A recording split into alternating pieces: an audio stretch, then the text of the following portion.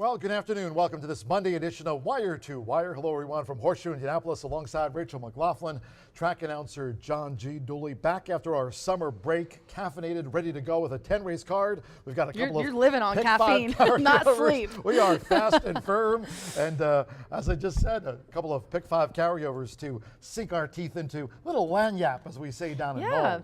Yeah, so they're not, nothing to write home about, but it's worth mentioning, I think, that there's $1,500 in both, as reported this morning. Eric wrote us. Yeah, 1509 in the early, and then the fifth race, since we have 10 races today, 9 are thoroughbred, will house the late pick 5 to kick off in the fifth, and there's a 1505 21 little bit of a carryover in that one. So a little seed money, not huge, but something to make note of today on the card. And it's fast and firm, which we all like. And John, coming back from London, who is living on caffeine, not having any sleep. He drove back from Chicago this morning, so he's literally been abroad all week.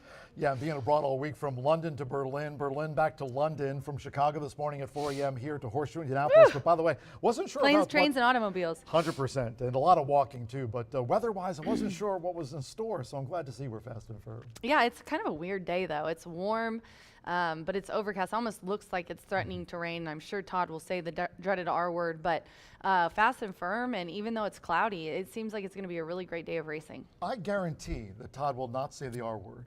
Did you hear the weather? No, it's Kyle at WRTV. Oh, you Kyle. sneaky man. We're back. From Indy's streaming news leader, this is a WRTV update. Kyle Mounts here with a check of your forecast. Can't rule out one of those showers or thunderstorms as we go through a warm and muggy afternoon, but rain chances actually increasing again as we go into this evening. And we could have some strong to potentially severe storms with gusty winds, heavy rainfall, and some localized flooding also going to be a possibility, especially along and south of Interstate 70 for us. Rain chances lower on Tuesday as temperatures climb close to 90. All right, cheers, Kyle at WRTV6. Wow, usually we give TK the business, but today it's Kyle giving us that weather report, talking about the S-word showers. Not cool, Kyle. Not cool. Not cool.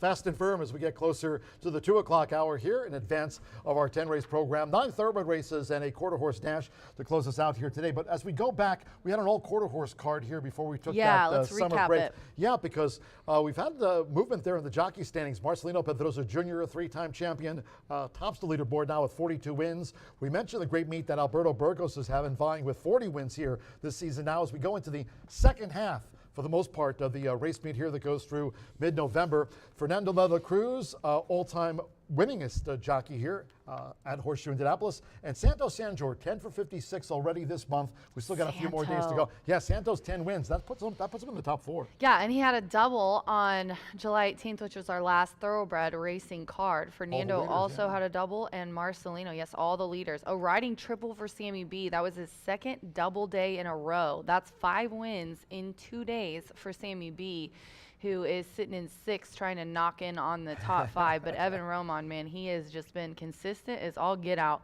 Training double for Gennaro, who is our leading trainer with 31. 10 behind him is Randy Klopp, but another training double for Joe Davis as well. So there's the standings for our card. So as a reminder, we did race on Thursday, thoroughbred July 18th, and then we did have the quarter horse day on Saturday, and then took the week off. So these are our standings going into the week. Mark those names down, ladies and gentlemen. They're the ones that are hot, hot, hot. And by the way, it was great to have Martha Clausen joining us here before we took our break. Yeah, for that. That was a terrific card, all quarter horse card here before we took the break. So a lot of great results. Long shots. Yeah, I was watching the replays and I was like, man, I forgot how many upsets there were on that day. But a really nice card. So yeah, we'll see Martha again here at the end of the year. But love it when she's in town. And thanks to our fans too, because we had a nice turnout for that Saturday card before we went on the summer break. By the way, speaking of reminders, schedule-wise, obviously 10-race card getting set to kick off here today. Tuesday racing, Wednesday racing, Thursday racing, and then we'll be dark Friday, Saturday, and Sunday. But of course, we have the full card simulcasting at the First Floor OTB, and don't forget also Horseshoe Indianapolis Casino, open 24/7. But talking about Wednesday's card, we've got the Governor's Handicap coming up. Looking forward to that to wrap up the month of July. Yeah, really nice. Inveigled. Yeah, inveigled, yeah. And I said it on TVG or FanDuel the other day, and I was like, is it inveigled? That one always throws me off. I think so. That one throws me off. I always put the wrong emphasis on the wrong syllable. But yeah, really nice card Wednesday. Really looking forward to it. Was that the day that Kyle said it was supposed to be really hot? Or did he say that was this weekend? Yeah, Wednesday. It's supposed to be nice and warm. So we'll get nice firm turf course as well. But some premier racing coming up on Wednesday. Looking forward to it. And again, judging by Kyle's forecast from WRTV6, and we mentioned it here throughout the course, we always stay weather aware, but even more so this week because, again, for a great cause, you're a part of it. The Grace and Grass Challenge is coming up this week, and it kicks off on Thursday, in fact, so fingers crossed weather-wise. Yeah, it always seems. I know. Let's knock on wood. Knock on wood. No, that was one of our, I love this challenge. We've done it for 5 years. We've raised so much money for Grace and Grass, and such a wonderful person, Jamie, who we work with. He's a great guy. We just love this great charity that is so important for equine research. Last year, I almost won, and Scott came in and got me at the wire. I was going to be so excited. Pip to the post. My personal goal is just to beat Nick, because for the first 3 years, Nick just mopped the floor with us.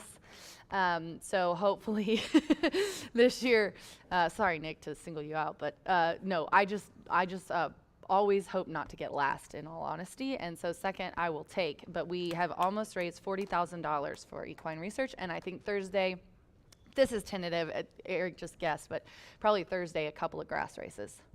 Since Brian Aragone's given out 11 winning Pick 5 tickets here this season. I know, yeah, he was on a roll. He didn't want that summer break, he so was he's like coming begging back us. He was like, can we please just race again?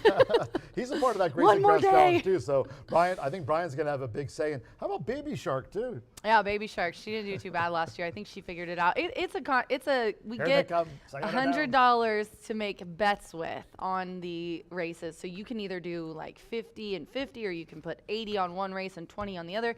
You can mix it up however you want, but you do have to have bets on both of the turf races. So really excited to see how it's definitely a strategy. Handicapping for the track, picking winners, most likely winners, or trying to find some long shots and easily beaten favorites is one thing for the track, but coming up with a bet that's going to get the most money is completely different. So at London Heathrow Airport, it was 2 T-shirts for 12 pounds. Oh, that's not bad at all. T-shirts are free in the Dooley's Legends contest. And Racing Rachel's too. We got new T-shirts for me and you. Yeah.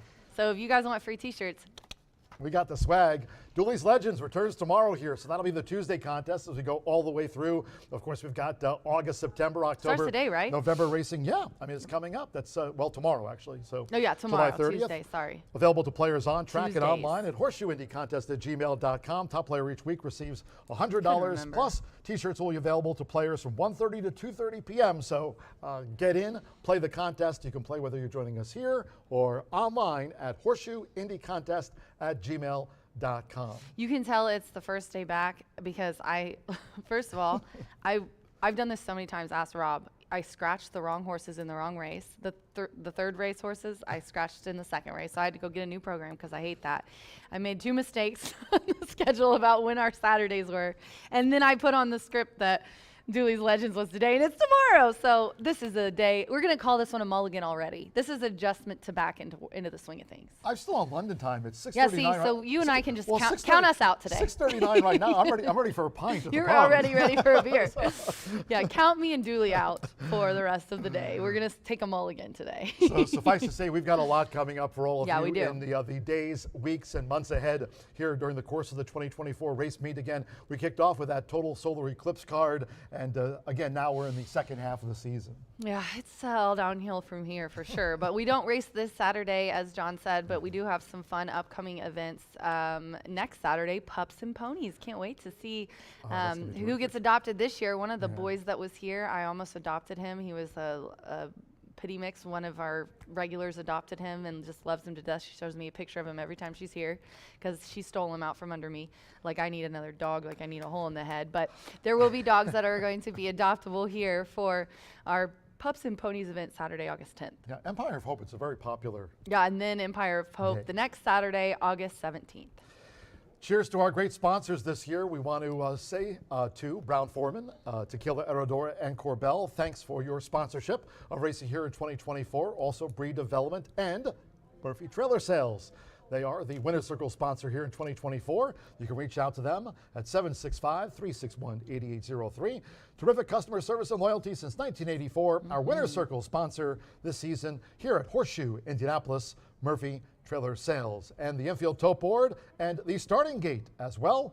That sponsor, cheers to B&H Electric. My boys. You can visit them on the web at www.bh-electric.com, and they've got locations throughout the state. Cheers to B&H Electric, our great sponsors of the starting gate and Winner's Circle, tote board this year here in 2024. We'd love to hear from all of you on social media. You can reach out to me. I'm back from London, Berlin to Chicago to Shelbyville at John G. Dooley. A lot of pictures. I'm not on Instagram though, like you are. So Racing Rachel. It was fun to watch everything you were doing. a lot of London Pride beer photos. I'm leaving for Barcelona in That's right. September. You're jetting off Yep, too. France in September. Get to the airport early. Good idea. Martha Clausen, she was here the Saturday prior for our old quarter horse card before the break at Martha Clausen. And Brian Aragoni, wow, B, has given out 11 Pick 5 tickets so far this season, and be ready to go after a couple of carryovers today. Oh man, yeah, these little tiny carryovers still, that's a sign. I think that's a sign that they're going to hit big today, and B's going to take it down for what, the fourth day in a row? B's been like more the dollar sign. I'm going to start calling him the dollar sign. B's hit, I think, 3 days in a row. If he hits today, it's 4 days. So another In Fuego person. I saw he was your Dooley's notes today. That's the kiss of death. That's a kiss of death, B. I'm telling you, every time that Tammy puts on there that I'm hot, then I like get cold, and then and I'm telling you, if it doesn't work on you, I'm going to be very jelly. That sounds like a Katy Perry song, Hot and Cold. Yeah. Hot then you're cold. We got you covered social media-wise from the track as well. You can Follow reach us out on to YouTube. At HS Indy Racing Smash on that IG. like button. Smash that like button. That's what Ray's little That's video on YouTube. YouTubers say. I love Ray. She should She's join awesome. us more here at the track. She should. She thinks we're boring now. She's like a preteen almost. So she's like, I'd rather Right just at that hang out. period. Yeah. She just doesn't think we're as cool as she used to. She used to think we were really cool. I know, right? Dang it. 27 minutes away from the first of the day. Stay tuned. Quick commercial break here on this Monday. Welcome back, Cotter edition of. That's what Ed DeRosa Welcome back says. Monday. Is that what he said? I saw that. Wire to Wire. Brian Aragoni. He's ready to talk about the early pick 5 here that has that carryover just over $1,500. Keep it right here for Racing Rachel. Track announcer John G. Dooley. Great to be back with all of you here in the Hoosier State. We're done. Have fun. Bye for now.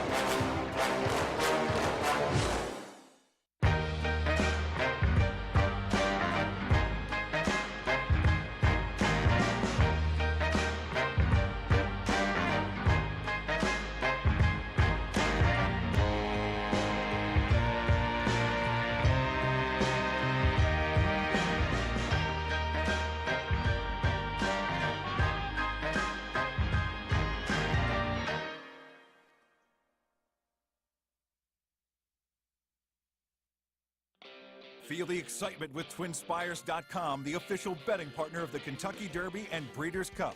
With TwinSpires.com, place legal wagers and watch live horse racing wherever you are on any device. Sign up, play, and win today. New players use promo code FREE100 on sign up to start your $100 bonus. With TwinSpires.com, you can bet on horse racing. Get the TwinSpires.com app to receive special offers and the most up-to-date information. Terms and conditions apply. Void where prohibited. Please wager responsibly.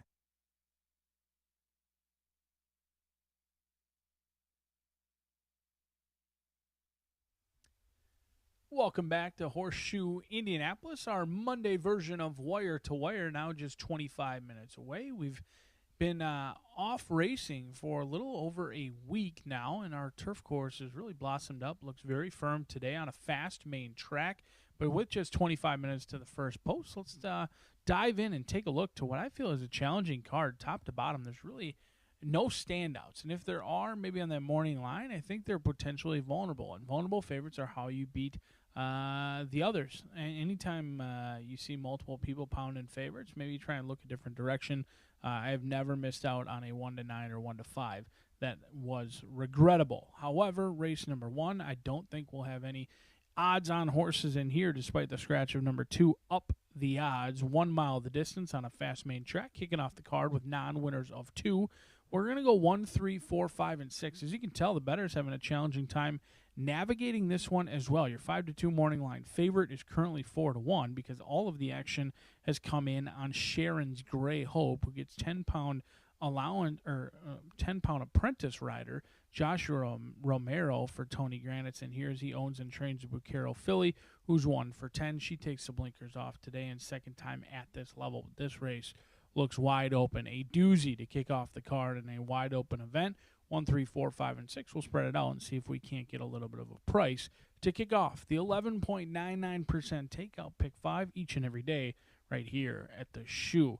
Race number 2, 15% takeout pick 4 begins in here, and it certainly presents plenty of challenges in this spot. I'm going to go 2 and 4 in here. Do note, not going to use Beautiful and Bold. 8-5. This is a horse that I think is vulnerable. Manny Esquivel, Aaron Shorter, guys that I don't fade very often, and you do at your own risk. But with 5 second-place finishes, it's just a fade for me. This is a horse who won very early on in the career, has been at the non-winners of 2 level for some time, took the necessary drop in class the last couple, has not really produced results since then, did run second after being widest of all last time out, and I just don't think there's a lot of grit in Beautiful and Bold for the 4-year-old filly, so I'm going to play against her at about 4-5 into this spot, and we're going to go 2 and 4, try and catch a little bit of a price to kick off the 15% takeout.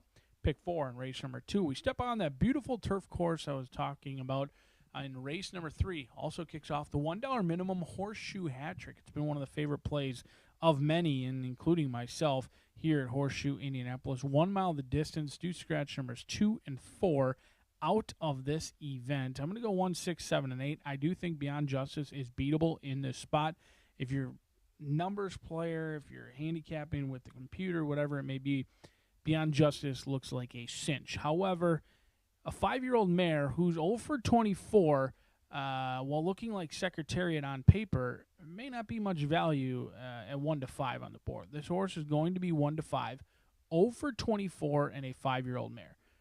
I just think it's a play against. If this horse wins today and goes for 1 for 24, or 1 for 25, it's just a challenging thing. Now, I will say, the good news is Beyond Justice has something in going in the right direction. Jonathan Nance is winning at 5% here at Horseshoe Indianapolis, but that's well below what he's done the last 5 years. In fact, he's winning over the last 5 years at 17%, so he's bound for some luck, and it could start in here with Beyond Justice, but I'm hopeful that we can catch another price in the 3rd. Race number 4, allowance non-winners of 2. Typically, we kick off the late pick 5 in race number 4. We'll wait for race number 5, so we'll have an extra half hour to handicap the late fire 5. We're going to single in this spot. Scratch number 9, Mohey Please, 1 mile and 70 yards, and we're going to take Chris Landeros and Ian Wilkson here, a jockey-trainer combination that has plenty of success not only here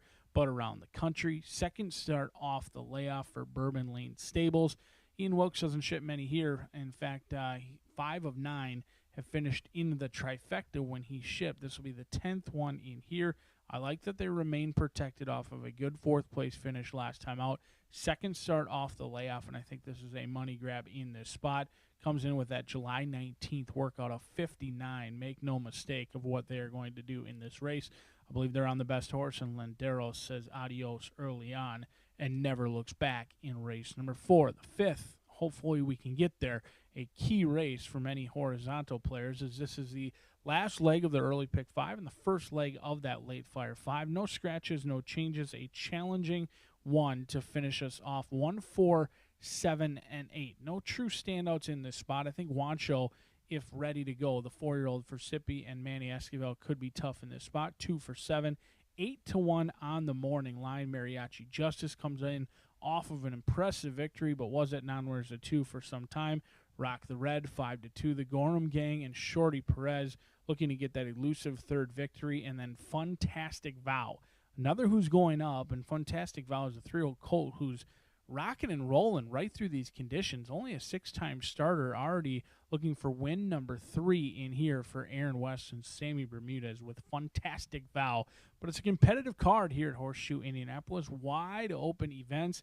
We do have some odds-on favorites that I think are beatable. If you're able to beat a couple of odds-on favorites, hopefully we can turn this early pick 5 from 100 into a couple thousands. But you can't win it if you're not in it. As we welcome John G. Dooley back from his trip across seas. Everyone went on vacation except for yours truly. We've been studying, we've been handicapping, and we've been trying to find the next pick 5 winner that'll refill the bank account for you as it's Monday right here at the Shoe. Good luck today.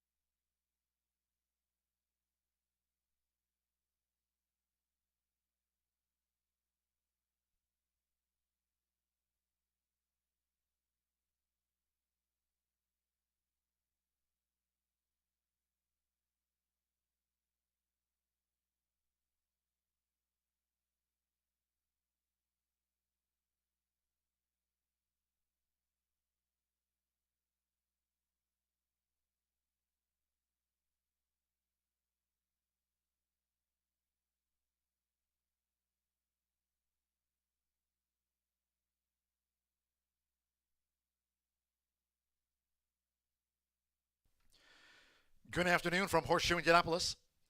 Hello now from the broadcast booth. Track announcer John G. Dooley. 10 races on tap today under cloudy skies. Temperature-wise, mid-80s. Main track fast, turf course firm. Turf rail set at 24 feet to kick off the race week. Great to be back. If you have your programs close by, let's take a look at the changes and corrections on today's racing program. Starting with a mile. And in the 210 opener, Scratch number 2, Up the Odds. Number 2, Up the Odds, has been scratched. 50-cent early pick 5 carryover, $1,509. A couple of pick 5 carryovers on today's card to start this new race week. Scratch the 2 from the mile.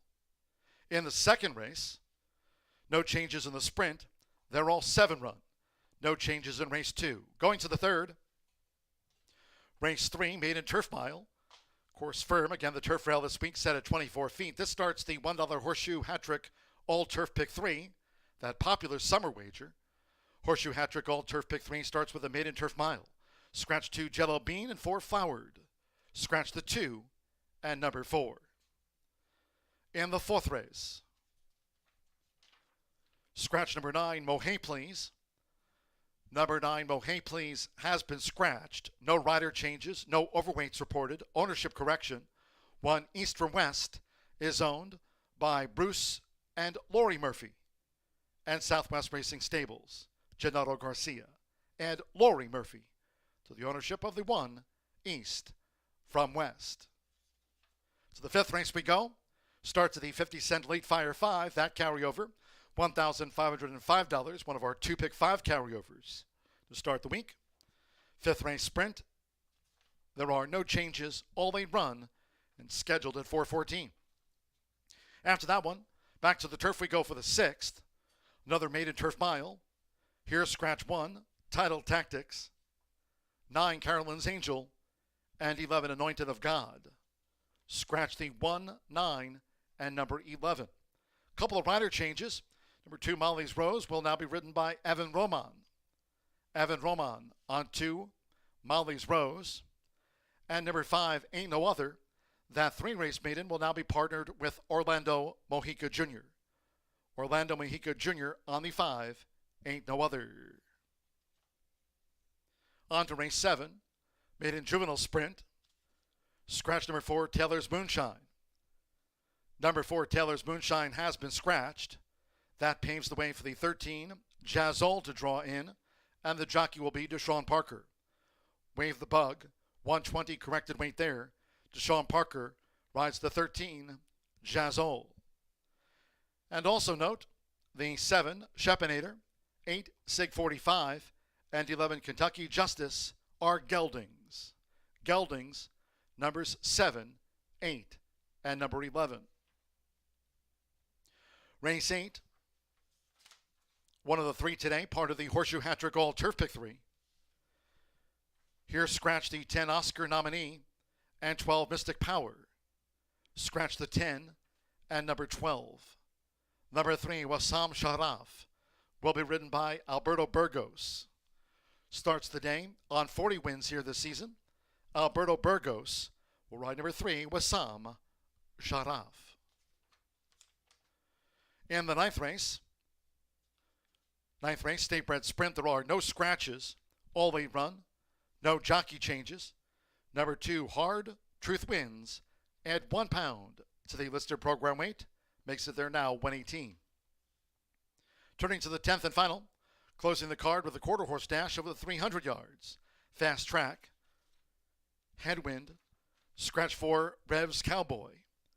Number 4, Revs Cowboy, has been scratched. There are no jockey changes, and these overweights reported. Overweights, the 2, 6 Jess, 1 over. 3, Why Not a Hero, plus 5 pounds. Number 5, Jess 1 Concept, 3 extra pounds. Number 6, If It's the Beaches, 5 over. Number 7, Jess Check Me Out, 2 extra pounds, makes the weight there now 130. Number 8, My Little Star, 1 pound extra. And the 10, Good Time Stoli, 3 pounds over in the closer. Under cloudy skies for the start of a new race week as we head into the second half of the season here. Temperatures in the mid-80s. Main track fast, turf course for the Horseshoe Hat-Trick All Turf Pick 3 rated firm. Turf rail this week set at 24 feet.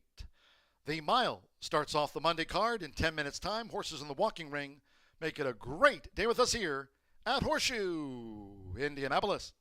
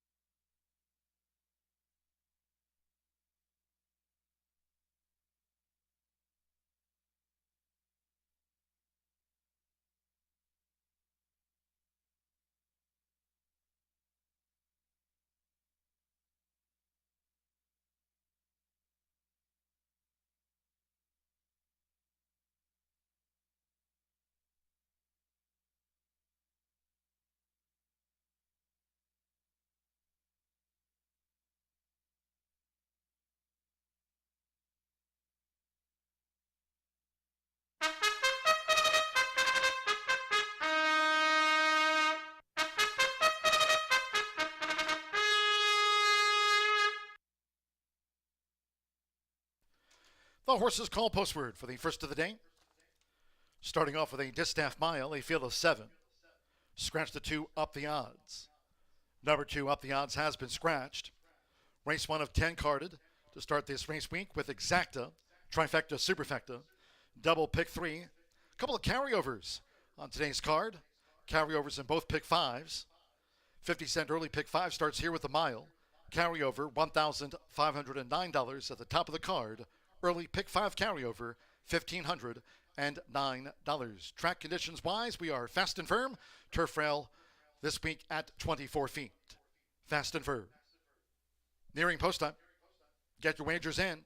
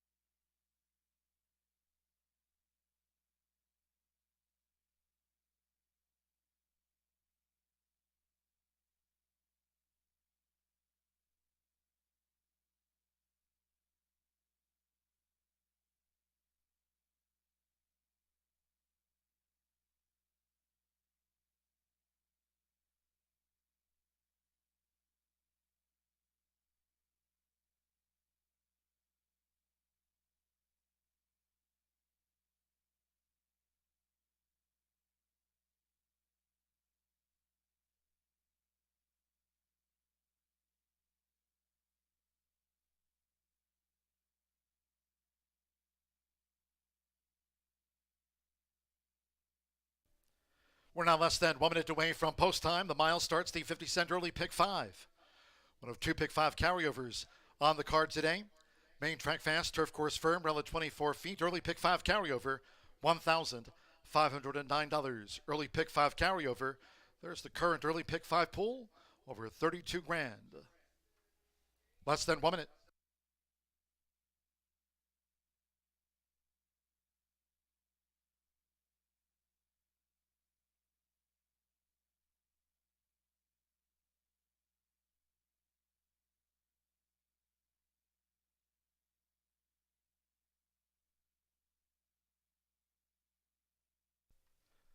The horses are approaching the starting gate, going down to the mile for the Monday opener.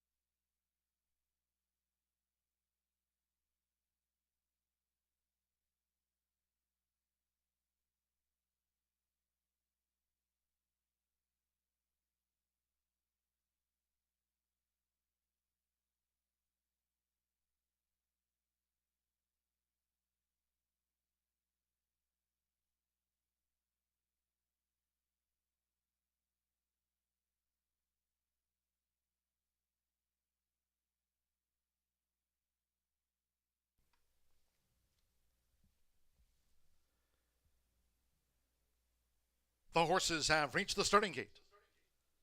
It is now post time. Loading Santos Sanjor with Emerson's Dream.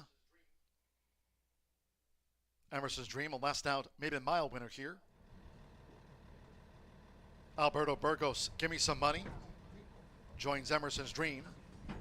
Evan Roman with Bicar Betty. Loading for the mile, Sammy Bermudez, Inspired Fire. Now Sharon's Great Hope. Joseph Romero claims the 10-pound apprentice allowance. A couple of them back. Anthony Zaloa with Everlasting Spirit, the Mohayman filly.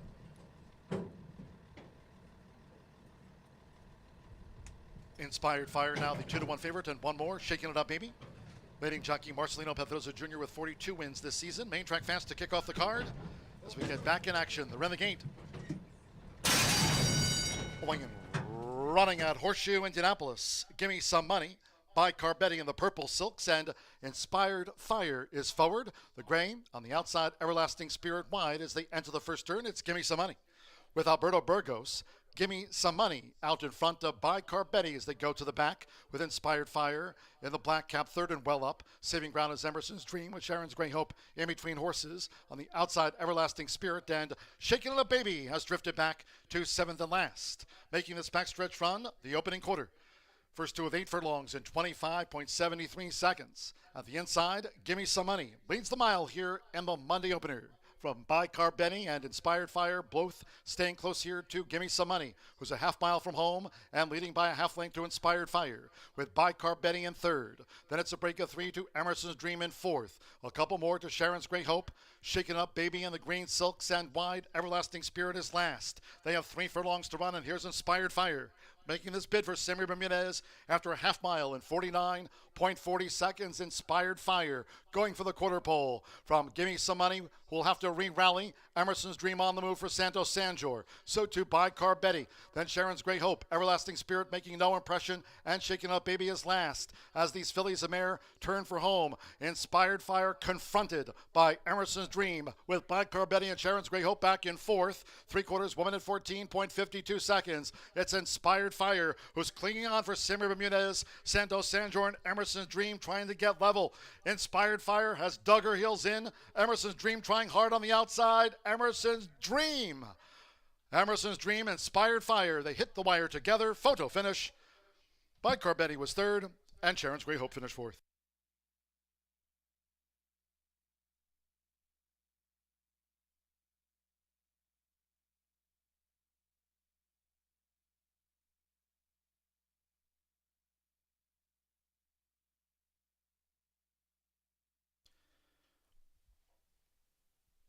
$141.74 for the mile. Photo finish. Hold all tickets. It is a win photograph.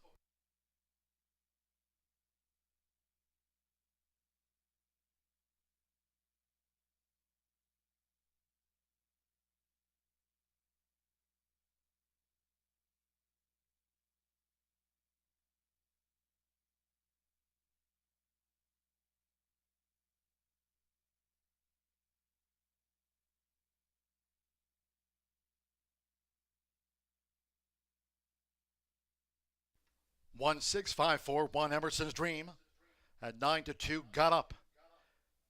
Number 6 Inspired Fire at 7-5 denied in the late stages.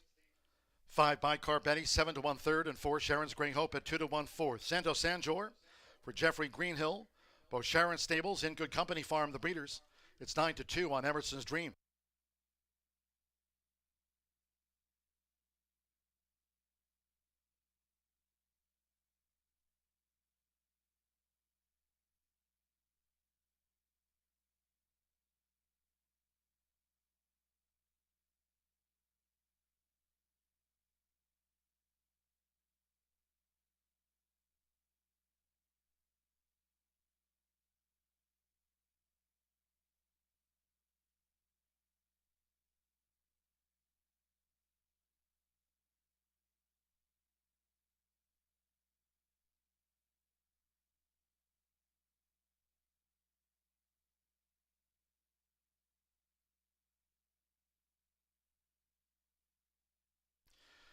Returning to the Murphy Trailer Sales Winner Circle, the 1 Emerson's Dream, a repeat meet winner with Santo Sanjor.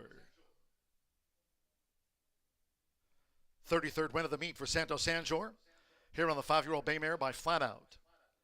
Out of Poppy's Dream by Broken Vow, bred here in the Hoosier State by Bo Sharon Stables and In Good Company Farm. Jeff Greenhill trains. For Bo Sharon Stables LLC, Horseshoe Indianapolis congratulates the winning connections. Emerson's Dream got up in time. It's official. 1-6 exacta, paid $48.20, 50-cent trifecta. 1-6-5 and even $45. Sharon's Gray Hope was 4th after the mile. 10-cent superfecta, 1-6-5-4, paid $17.29. The 2 was a non-runner.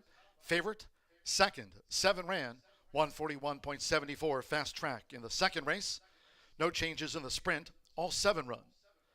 Race 2 with exacta, trifecta, superfecta, double pick 3 and starts at the 50-cent early pick 4. Once again, if you're just joining, main track fast turf course firm rail at 24 feet. Post time will be in 21 minutes at 2:41 in all cases. Please do try to make your selections and Horseshoe Indianapolis wagers today early. Thank you. Coming up in just a moment, our first replay of the day of the mile.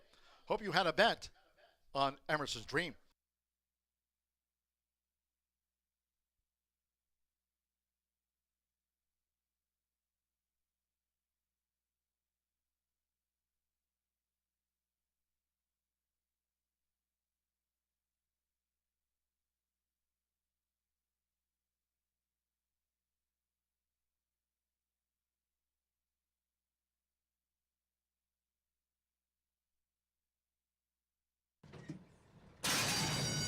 Going and running at Horseshoe Indianapolis. Give Me Some Money by Carbetti in the purple silks, and Inspired Fire is forward. The gray on the outside, Everlasting Spirit wide as they enter the first turn. It's Give Me Some Money with Alberto Burgos. Give Me Some Money out in front of by Carbetti as they go to the back with Inspired Fire in the black cap, third and well up. Saving ground is Emerson's Dream with Sharon's Gray Hope in between horses. On the outside, Everlasting Spirit, and Shaking It Up Baby has drifted back to 7th and last. Making this backstretch run, the opening quarter. First 2 of 8 furlongs in 25.73 seconds. At the inside, Give Me Some Money leads the mile here in the Monday opener. From By Carbetti and Inspired Fire, both staying close here to Give Me Some Money, who's a half mile from home and leading by a half length to Inspired Fire, with By Carbetti in third. Then it's a break of 3 to Emerson's Dream in fourth. A couple more to Sharon's Gray Hope.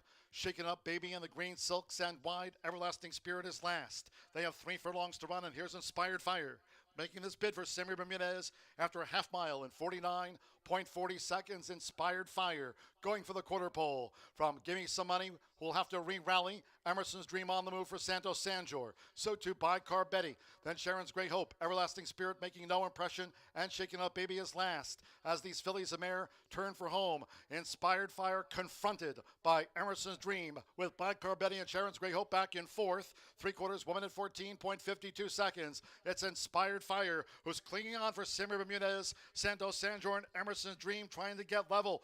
Inspired Fire has dug her heels in. Emerson's Dream trying hard on the outside. Emerson's Dream, Inspired Fire. They hit the wire together. Photo finish. By Carbetti was third, and Sharon's Gray.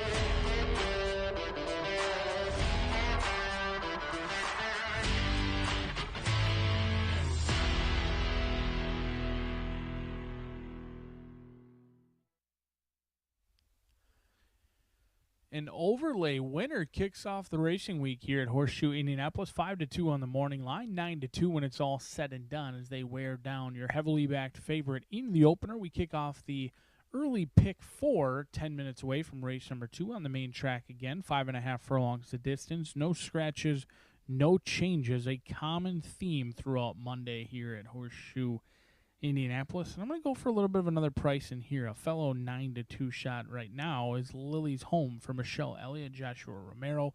Getting that 10-pound apprentice weight in here. Lily's Home, certainly a little bit camera shy. Does have 14 second and third place finishes to her name. She's 1 for 27, but I thought she ran a really winning race last time out at a similar level. She came with a ton of momentum. She tried to shift out, kind of got forced back in, and then stayed on well in the lane. It wasn't an ideal trip by any means. If she had got out when they wanted to, they may have easily been a winner that day, but forced back inside, stayed on willingly, and hoping for win number 2 in start number 28 for the Shy. Lily's Home looks good down here in the walking ring. We'll see if Joshua Romero can put his 3rd win in the column so far on the season. 5-1, a great value player in here, but they're all going to have to catch Jay's Naughty Kitten, Joe Davis, Fernando de la Cruz, as Davis owns and trains this 3-year-old filly by Charming Kitten, who's been a consistent sort. In fact, she's racked up $30,000 in earnings so far on the year with 2 wins, a 2nd and a 3rd to her name. When she's on her A game, she likes to be on the lead, and she certainly found her A game later on in May through June, and then jumped up to the allowance ranks. The purse went up, so did the competition, and they found out rather quickly that the waters are much deeper at the allowance ranks than the claiming ranks, but was bet down to favoritism. I thought that was a unique thing. Despite going from non-winners of 2, $15,000, went up to the allowance N1X level and was bet all the way down to 2-1 in a field of 7 that day. Didn't really break with the rest of that field, and it was all she wrote. Jay's Naughty Kitten, at 3 years old, at least at this point in her career, looks like she wants to be on the lead, and Fernando de la Cruz is going to try and do just that. Play Catch Me If You Can on the front end for Jay's Naughty Kitten, who's owned and trained by 16% trainer Joe Davis, looking to keep that money right in his own account. Number 1 is Don't Touch John O'Meara, homebred in here, 3-year-old filly by Flame Away out of Castella, who's 1 for 7.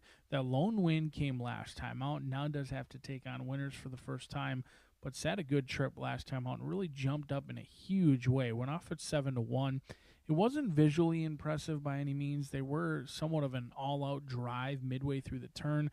Evan Roman certainly earned his paycheck that day with a 3/8 push, but did keep trying, kept fighting, kept digging, and just kind of came with a sustained run. It never really looked comfortable. It wasn't necessarily flashy, but it certainly got the job done. Taking on winners for the first time should assure a decent price, though, at 8-1. As the bettors right now are keying in on Jay's Naughty Kitten, but I'm going to try Lily's Home in this spot, looking for win number 2 in start number 28. Another competitive field, all looking for their 2nd career victory, as we're 7 minutes away from kicking off the pick 4.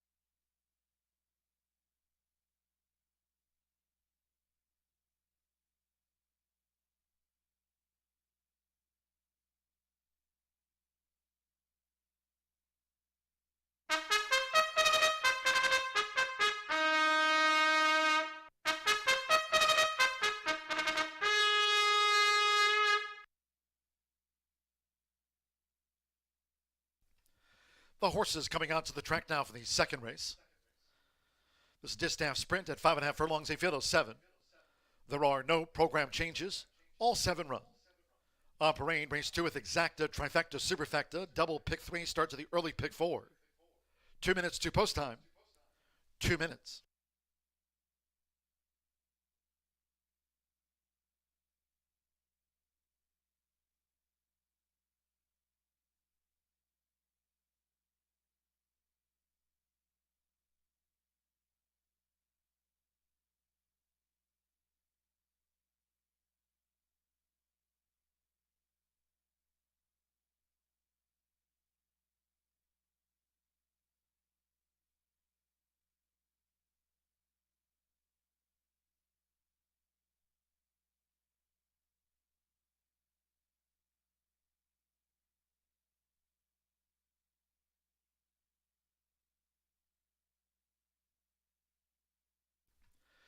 Ladies and gentlemen, for information in the 8th race, 1 of 3 today, Carter for the turf course.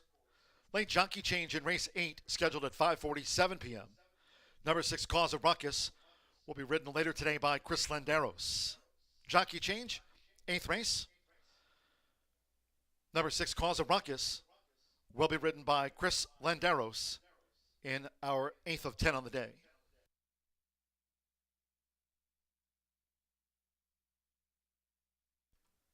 Now just 1 minute away from post time for the sprint. Start to the early pick 4, fast and firm. Round about a minute.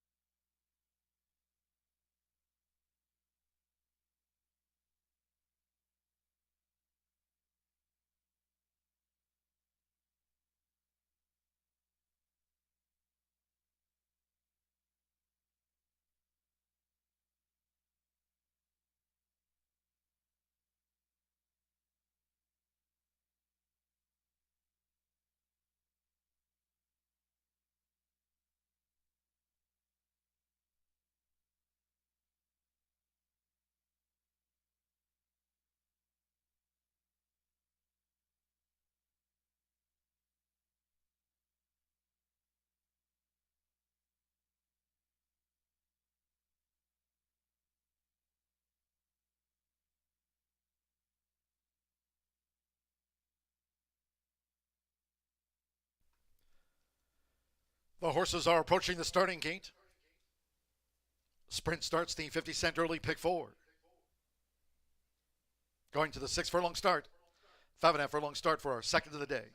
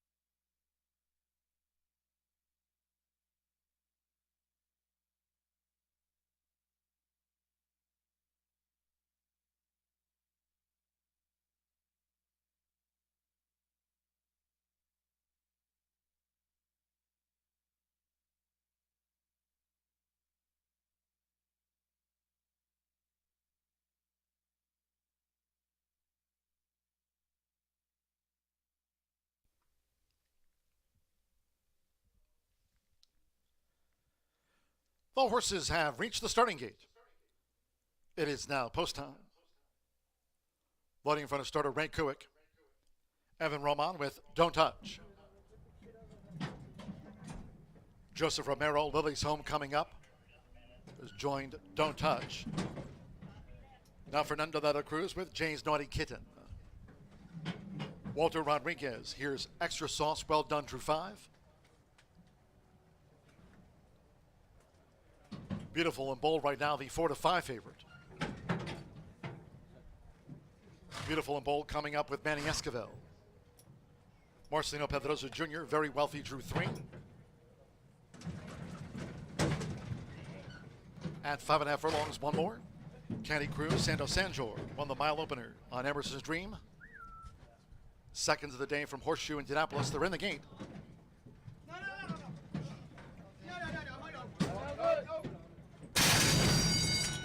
And they're off. Lily's Home rockets away. Candy Cruz on the far outside. There's Very Wealthy and Jay's Naughty Kitten, both with early bids. Don't Touch, tight quarters at the rail. Beautiful and Bold strides up on the outside and gets a good spot. It's Very Wealthy. Very Wealthy with Marcelino Pedrosa Jr. Lanes past the half-mile pole, 3/4 of length. Lily's Home is right there in second by 2. Beautiful and Bold running in third. And then toward the inside is Don't Touch in fourth. Candy Cruz on the far outside is now making headway to 3 furlongs from home. Jay's Naughty Kitten and Extra Sauce Well Done has dropped back to last. The leader, Very Wealthy.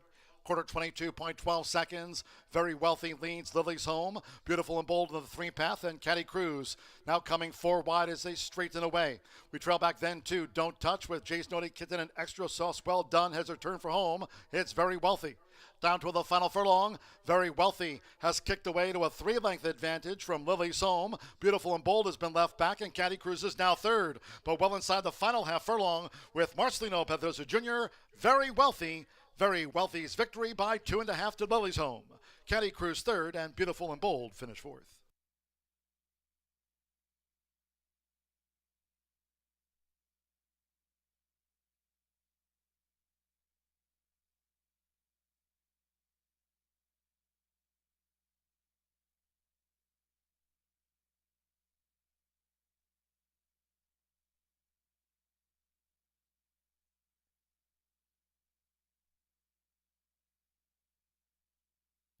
.105.50 after that distaff sprint. 105.50, 3-4-7-6. The judges have posted the unofficial run order to race 2. Number 3, Very Wealthy at 8-1 first. Number 4, Lily's Home at 4-1 was second. 7, Candy Cruz at 15-1 third. And the 6, Beautiful and Bold at even money. Favorite fourth home after the sprint. 3-4-7-6. Marcelino Pedrosa Jr. leads all here this season. His 43rd of the meet. This were Ted Lucas and Charles Givens. It's the daughter of Byron. Very Wealthy at 8-1 to start the early pick 4 off.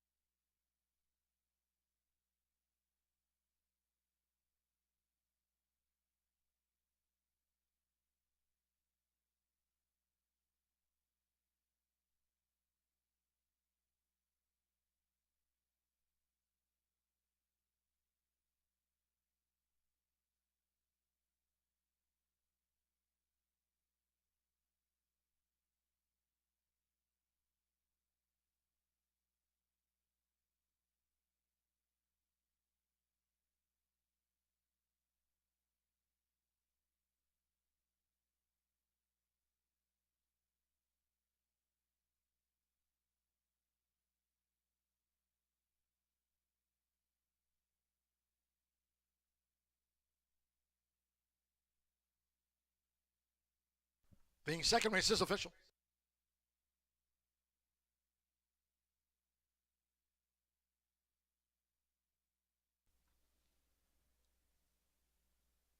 The winning groom leading into the Murphy Trailer Sales Winner's Circle, the 3, Very Wealthy with leading jockey Marcelino Pedrosa Jr.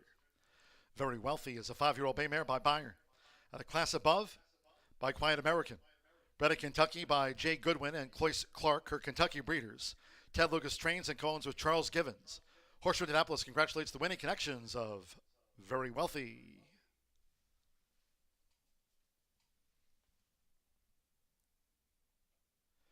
$3-4 exacta returns $72.40. 50-cent trifecta 3-4-7, $119.25. 1 and 3 in the opening double returned $299.20.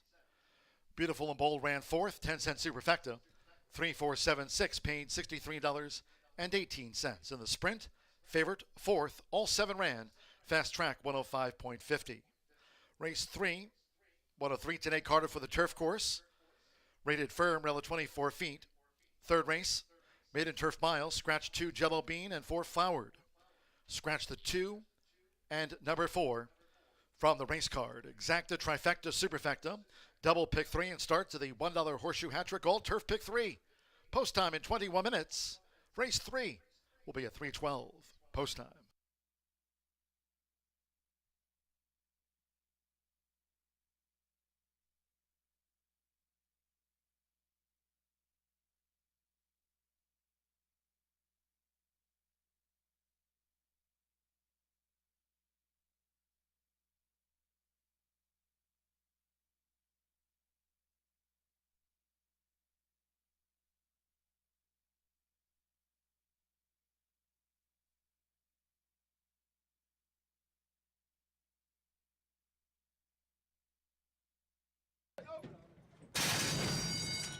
And they're off. Lily's Home rockets away.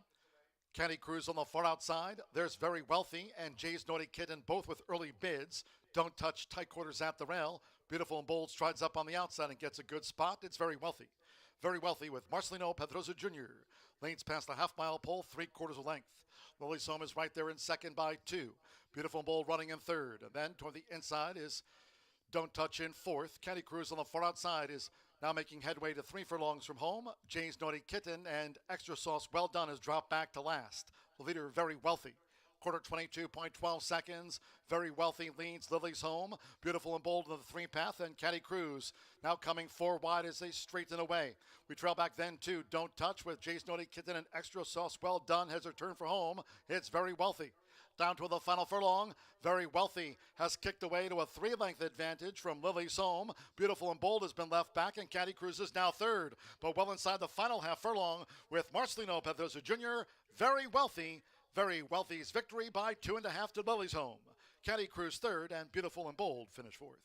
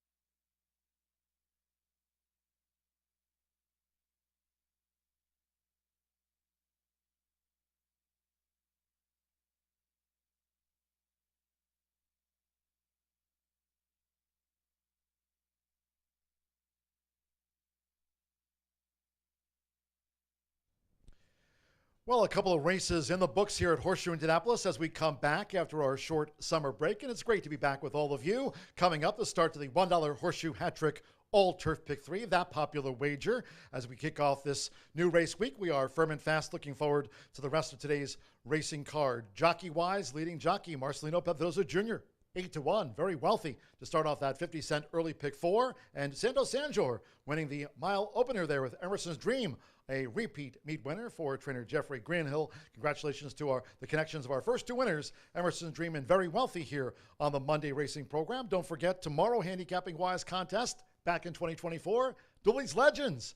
$100 to the top handicapper, plus you'll get those Dooley's Legends. Here come the Hoosiers T-shirts as well. We'll be talking more about that tomorrow here on Dooley's Data and, of course, on the pre-race show with Racing Rachel, Wire to Wire. Speaking of handicappers, speaking of Racing Rachel, Brian Aragoni and Martha Clausen joined us here last Saturday for our all-quarter horse card. Today's edition of Dooley's Data, talking about our racing analysts here at Horseshoe Indianapolis. Let's take a look at their stats. Thought we'd dive into it. We had that summer break, and boy, B was on a roll. Talking about Brian Aragoni. Brian finished off the last 4 racing days before we went on that summer break, giving out 3 straight Pick 5 tickets. Now, not going to happen for Brian in the early pick 5 today, but we know Brian's going to fire in that 50-cent late fire 5, including among those 3 straight pick 5 tickets before we went on the break. I paid $788. So before we took our short little break, Brian was certainly on a roll. He'll be firing away in the 50-cent late fire 5 here today with that carryover of $1,509. We had 2 carryovers on today's card. That early pick 5 kicking off with Emerson's Dream, and that carryover was $1,505. Speaking of Brian, he's given out 11 Pick 5 tickets so far this season, so have faith. Brian's free tip sheet available here at the first floor OTB, Rachel's and Martha Clausen's as well, talking about that final quarter horse dash of the day. Those tip sheets available for all of you fans joining us here on track at the first floor OTB. You can check them out and certainly pick them up. Speaking of Martha Clausen, as I mentioned, she was here last Saturday for that all quarter horse card. It was a terrific card. We had a nice turnout fan-wise. So if you joined us here last Saturday, great to have you with us. Quarter horse racing analyst Martha Clausen has the highest win percentage this season at 33.01%. So you can also follow Martha on X at Martha Clausen. There's Martha, always smiling, and she certainly was happy to join us here last Saturday along with Racing Rachel. Great to have Martha in town with us here from Texas. Speaking of course, we all know, tens and thousands of, after all, I'm Racing Rachel. I've got X followers, Instagram. Racing Rachel has given out the most winners, 159. Circle that. And it's the highest top 3 percentage at 62.45%. So there's Racing Rachel topping the handicappers with that whopping 62%. Wow, Racing Rachel, just keep it up this meet. Hopefully, Tammy Knox's notes today for Dooley's Data don't jinx any of our racing analysts, but as I mentioned, we've got that 50-cent late fire 5 carryover to look forward to here today, with it being $1,509. It's great to be back. We've got the Horseshoe Hat Trick All Turf Pick 3. It's on deck. We are firm and fast on a Monday here at Horseshoe Indianapolis.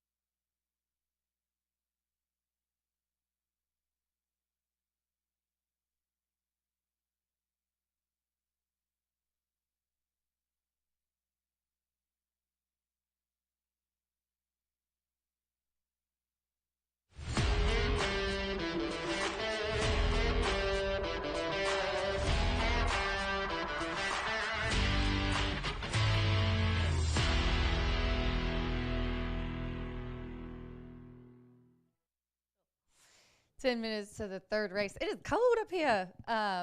We had a little bit of rain. I heard it. My rain ears from the tin roof are so honed after 12 years or whatever here.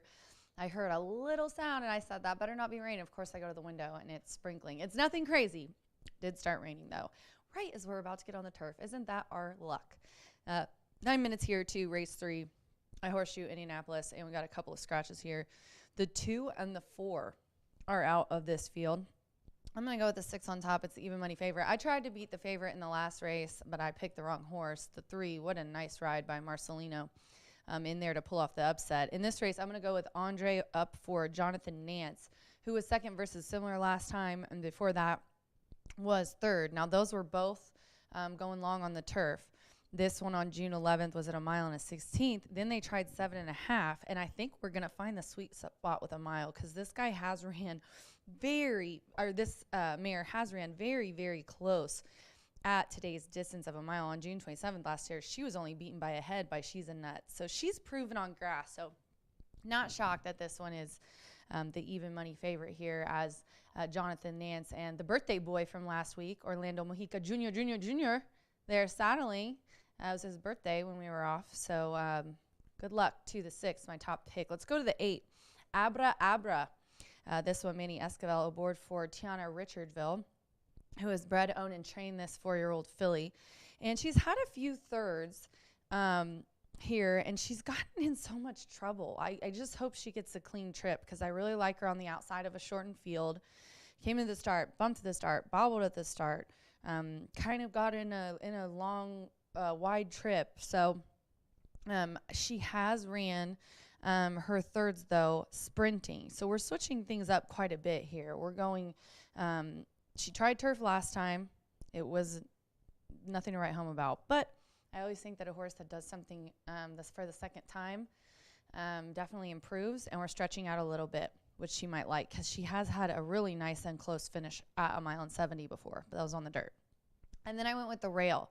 The question mark here is the grass. At 8-1, legs for days gets my favorite guy, Deshaun Parker, up for Steve Fostick. Blaine Davidson has bred and owned this one. The Dam has one winner from 2 starters, but no turf winner. So I get, the 8-1 here. But this one's returning to a route which offers improvement. And this one's been down and going back up. But I think the shorter field and the fact that this one's never ran on grass could really like it. You never know. And I like that it drew the rail because it does have kind of a off-the-pace running style. Hasn't done much, but this is that kind of race. Of the rest, I thought legs for days looked good, and I think Deshaun's going to have a good day today. 6-8-1 for me here in the third race. Now, don't forget, this does start the Horseshoe Hat Trick Turf Pick 3. $1 all turf pick 3 on this race, the 6th and the 8th. Good luck.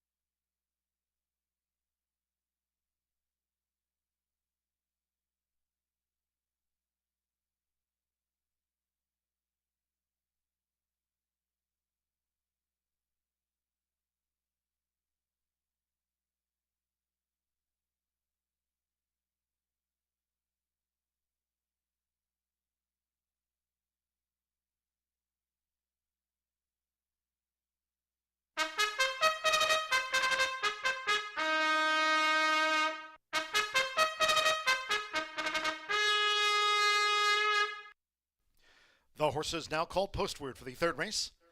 The first of those today, Carter, for the turf course here, rated firm, rail at 24 feet to start the race week. We are firm and fast. Here a field of 6. Maiden Turf Miles, scratch 2 Jello Bean and 4 Forward. Scratch the 2 and number 4 from the race card. Exacta, trifecta, superfecta. Double, pick 3, and this starts the $1 Horseshoe Hat Trick All Turf Pick 3. On parade with 2 minutes to post time. 2 minutes.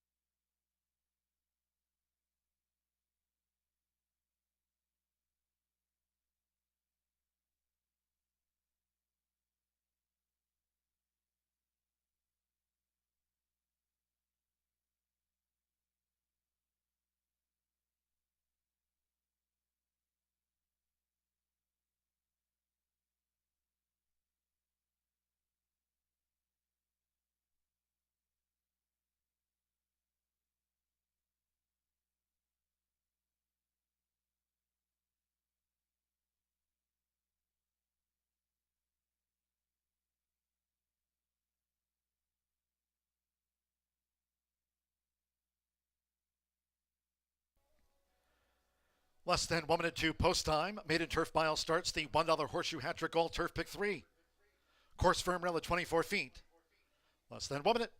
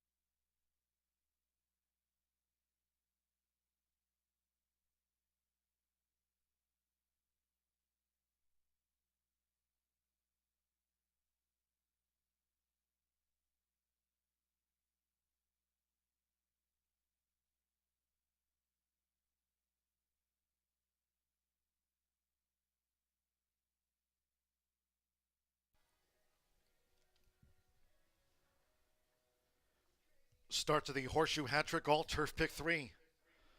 With that course rated firm, turf rail, as we come back after our summer break, rated firm and rail at 24 feet. Less than 1 minute.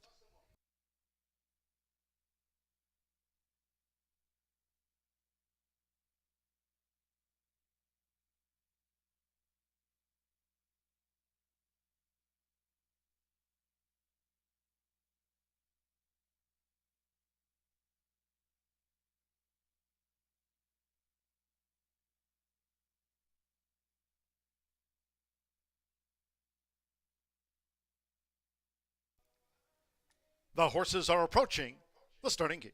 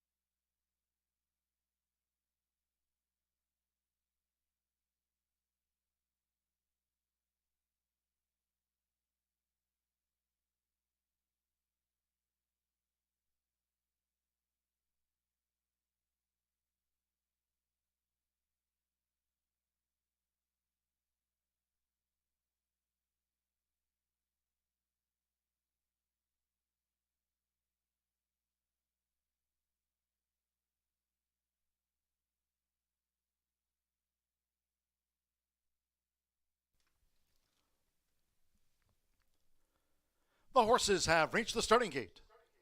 It is now post time. That was Legs for Days, who reared up and back of the gate. Just unseated to Sean Parker.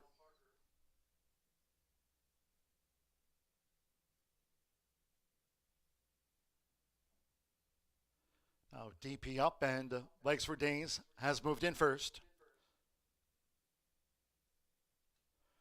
To Sean Parker climbing back on board, Legs for Days. In the meantime, with Hannah Leahy, twice started Color of Victory, went in well.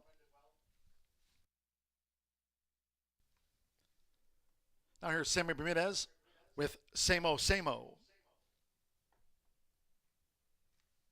This over the mile. Andre Zaloa, Beyond Justice. 1-2 on the elusive Bluff Mare, Beyond Justice. Evan Roman, Jolly Justice, and one more, Manny Esquivel with Abra Abra. Turf course firm, rail at 24 feet, start to the Horseshoe Hat-Trick All, turf pick 3. 1-2, Beyond Justice favorite.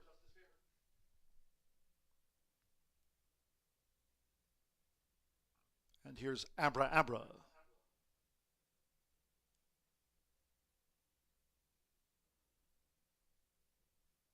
Final maiden, Abra Abra over the mile. All in.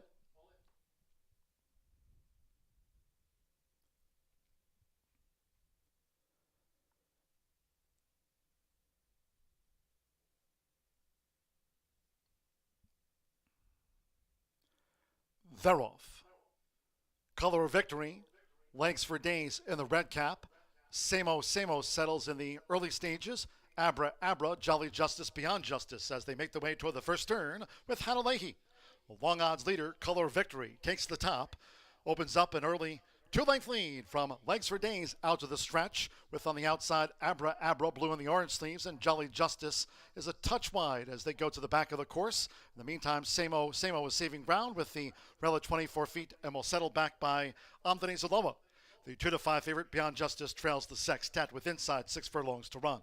The leader, Color of Victory, takes them through a quarter in 23.71 seconds. Color of Victory is the 37-1 target for Legs for Days, who stays close there for Deshaun Parker, Manny Esquivel, and Abra Abra running a close third. Sammy Bermudez and Samo Samo looking to inch in from the rail. Then on the outside with Evan Roman, Jolly Justice, the maroon cap, and Beyond Justice remains last.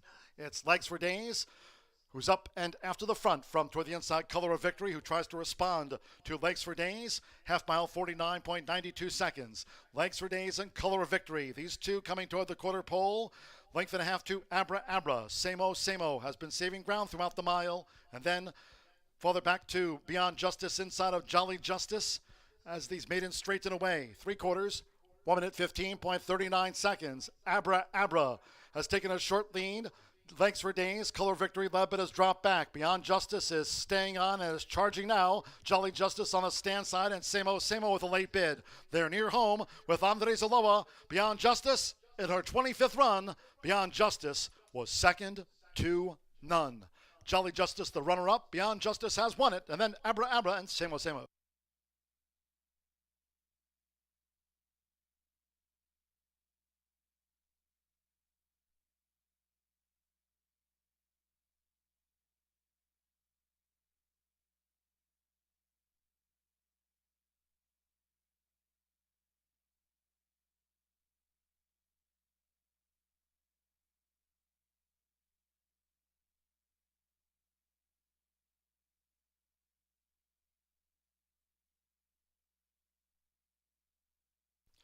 140.63 after the maiden turf mile.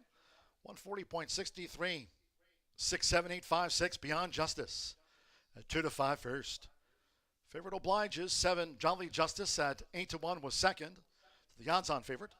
8 Abra Abra 5 to 1 third, and at 9 to 1 5 Samo was fourth. After the maiden 6, 7, 8, 5 Anthony Zaloa for Jonathan Nance. Pacific Rain Racing Beyond Justice is now out of the maiden ranks.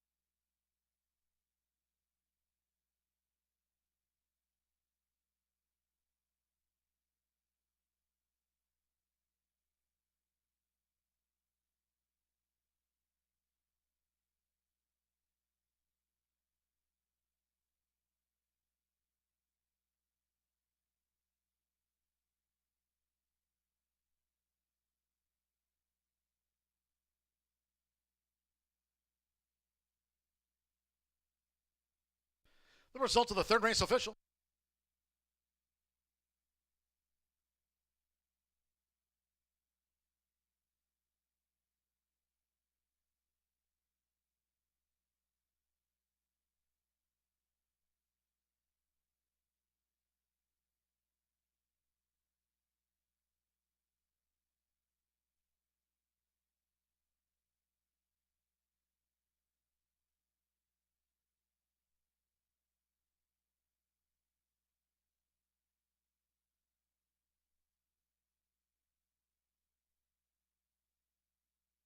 Returning to the Murphy Trailer Sales winner circle, the 6 Beyond Justice with Anthony Zaloa. Beyond Justice, a 5-year-old bay mare by Elusive Bluff. Added Grace for Gold by Cactus Ridge. Bred in Indiana by Justice Farm, Greg Justice, her Indiana breeders. Racing for Jonathan Nance's Pacific Rain Racing. Horseshoe Indianapolis congratulates the winning connections of Beyond Justice. Takes out the maiden turf mile. 6, 7 exacta returned $11.80. 50-cent trifecta 6, 7, 8, $7.85. First pick 3 on the card returns an even $149.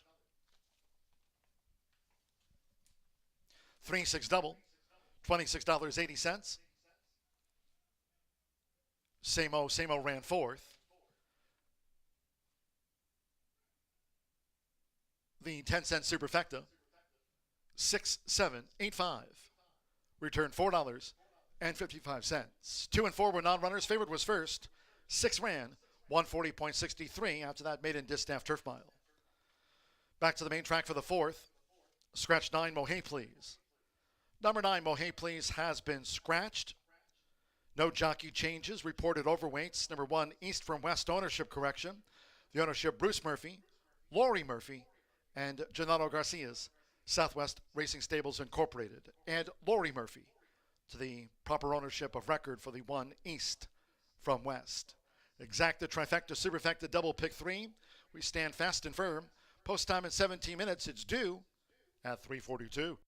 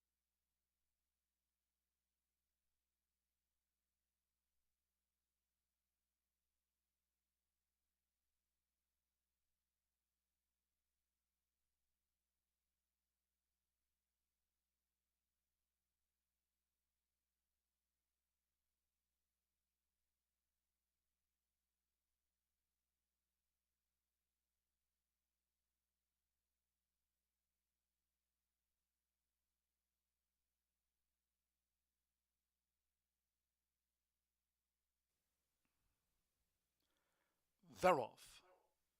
Color of Victory, Legs for Days in the red cap. Samo settles in the early stages.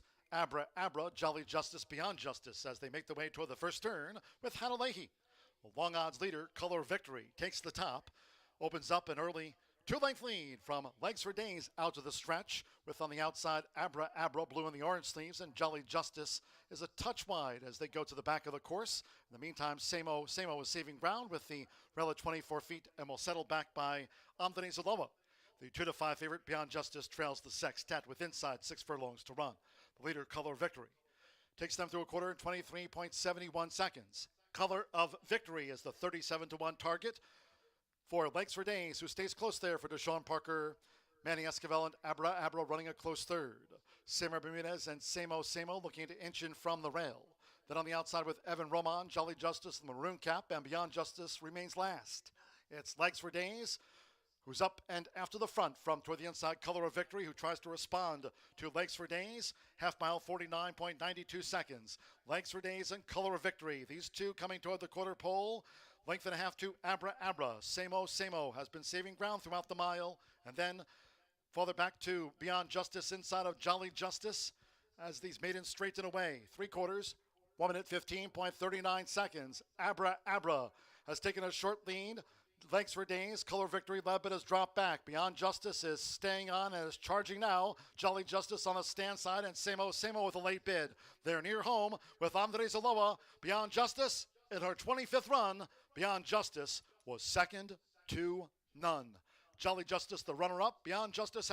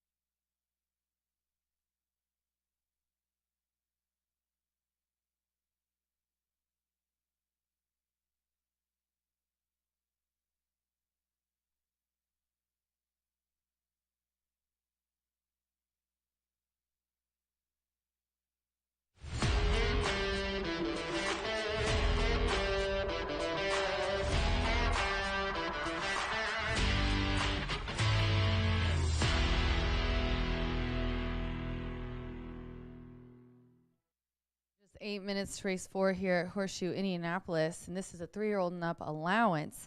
It's open allowance, a mile and 70 yards on the fast main track. 9 Mohe Please is out, and the even money favorite is the 3 Bourbon Resolve. And I don't take it lightly when Chris comes to ride because he does really well when he does, but I have a long shot in here, and it's the longest shot on the board, the 1 Far From West. German Tarata aboard for Gennaro Garcia. Bruce Murphy and Gennaro co-own this one. It's a 3-year-old colt by West Coast. And the reason why I like this one is if you go back to May 8th, at today's distance, a mile and 70, broke the maiden by 4.5. And I don't think this one is getting credit because put up some really nice speed figures in those races. And then went to Churchill, and those are tough races. I mean, this is a claiming 50 and claiming for 40. You don't think that's a lot. But, I mean, this is a lateral move, I think, this allowance in Indy. I think that this one has a nice stalking style. And with the maiden breaking win here, obviously likes the Indiana track, is one for one at the distance, 1 for 1 at the surface, and gets German today, which he's been riding pretty well, not as many mounts as a lot, but German is a talented rider. And Gennaro is our leading trainer. He's 24% win clip and 56% in money, and Bruce has some really nice horses. I think this horse has just kind of bounced around a lot and been facing some tough horses. But I think getting back to Indy and in this race and the distance is going to make a big difference. So that's my long shot, the longest shot on the board. We'll see what happens. The 3 Bourbon Resolve, Chris Landeros, the even money favorite. Aboard for Ian Wilkes, a 4-year-old colt by Hardspun, who is making its 8th lifetime start. Has been in the money 5 of those 7 starts, though. A first, 2 seconds, and 2/3. If you look past that really tough Churchill race and you go back through all the way back to January of 2023, this horse was in the money those 5 times. And that was a tough race. Won a mile and 16th. I think it likes either 7 or a mile a lot better. I think it was a little bit too long for him. And he's dropping down in class. And like I said, I always make note when Chris comes to ride. The 4 Stellar Vino, Marcelino Pedroza, looking for a double here on the card today after a nice upset in race 2. Could possibly do it again. This one's 8-5. Brad Cox trains, and Calumet Farm has owned this one, a 3-year-old colt, Vino Rosso. Very, very nice stud, obviously, and then a Grand Slam dam. He spent $100,000 on this guy, and he's making his 6th lifetime start. He's got a win in 3 seconds. Kind of gets caught. I mean, he really does. He's gone long, a mile and 16th. He's gone the flat mile, and he just has gotten caught after making the maiden breaking win. But, wow, what a couple of races. Only being a length and ahead in those, and was brushed at the start and again in the most recent one on July 9th. So they've given this one, the month off after that, come back here at the very end of the month. And he definitely looks like numbers-wise and also a kind of a stalking, a little bit off the pace kind of running style should be a threat here. I got 1, 3, 4. My long shot of the day, East from West on top on the rail. Good luck.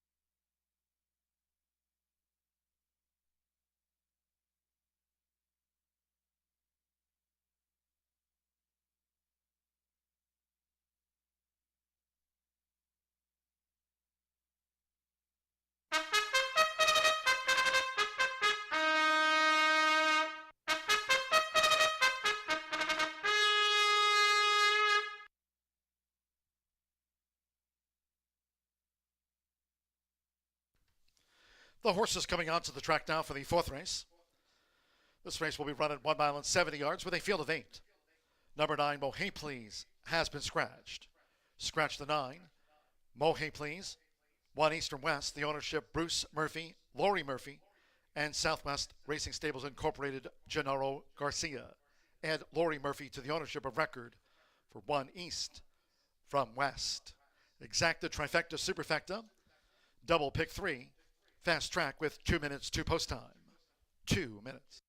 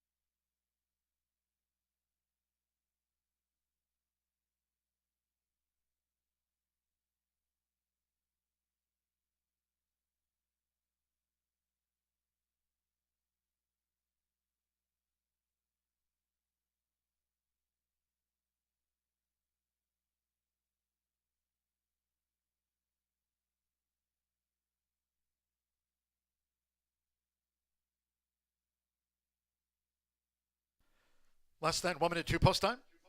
Less than 1 minute.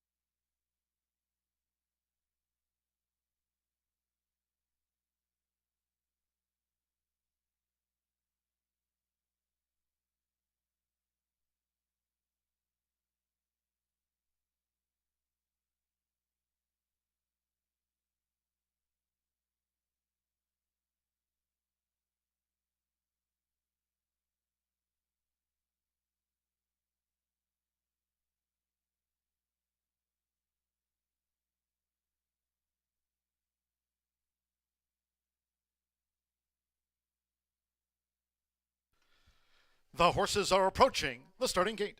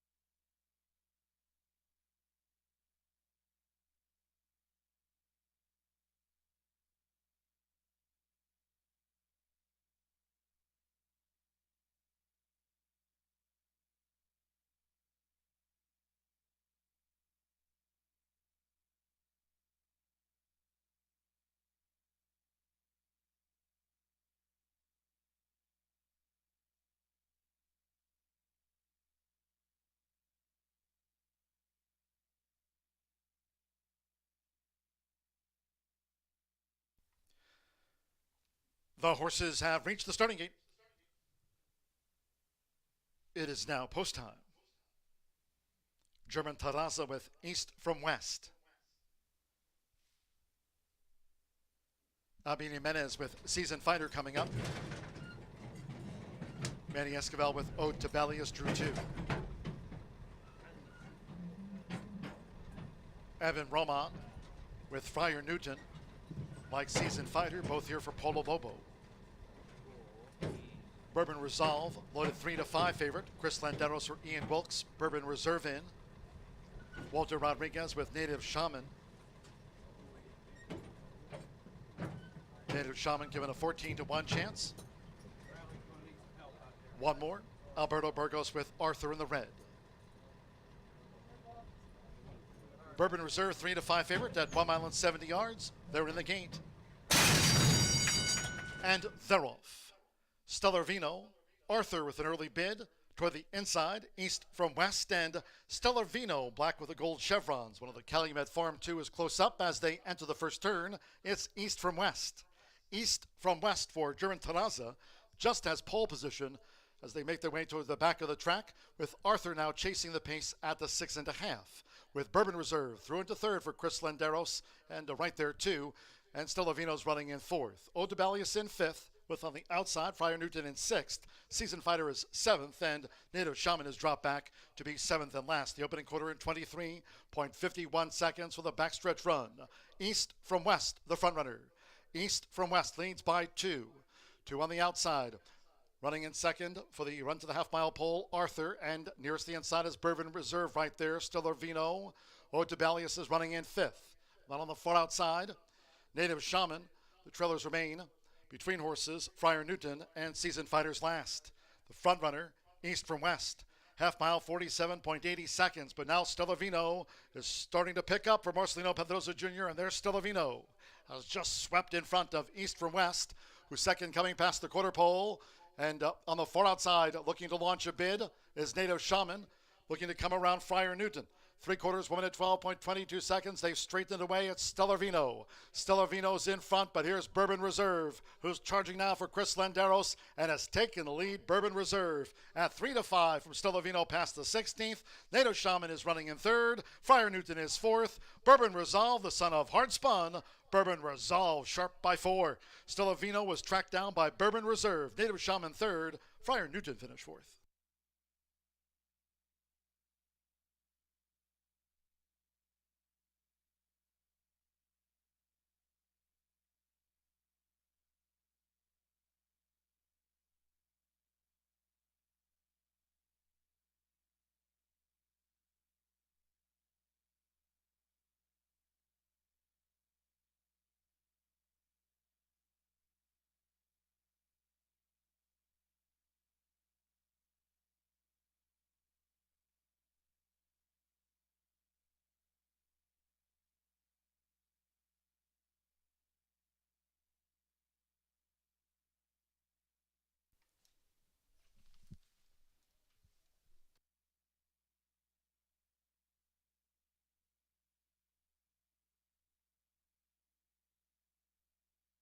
141.94 after the running of race 4, 3-4-7-6.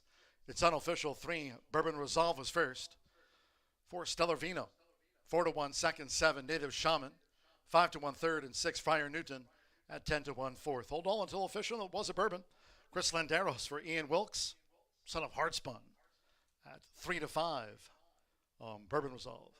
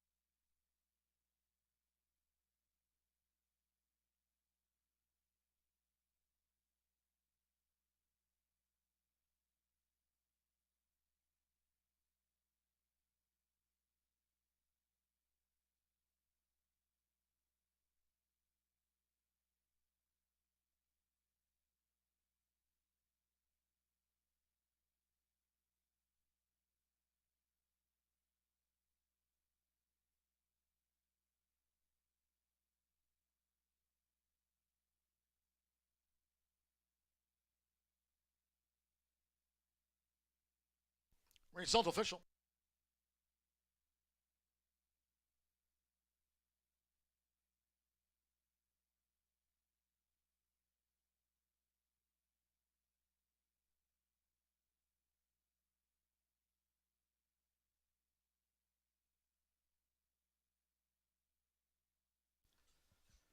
The winning groom leading into the Murphy Trailer Sales Winner's Circle of the 3, Bourbon Resolve with Chris Landeros. Bourbon Resolve is a 4-year-old bank colt by Heartspun. And a Vol medal by Touch Gold, bred in Kentucky by Kijong Kim. Ian Wilkes trains for Bourbon Lane Stable and 6 Column Stables. Horseshoe Indianapolis congratulates the winning connections of Bourbon Resolve. Takes out the 4th race in 141.94. It's official.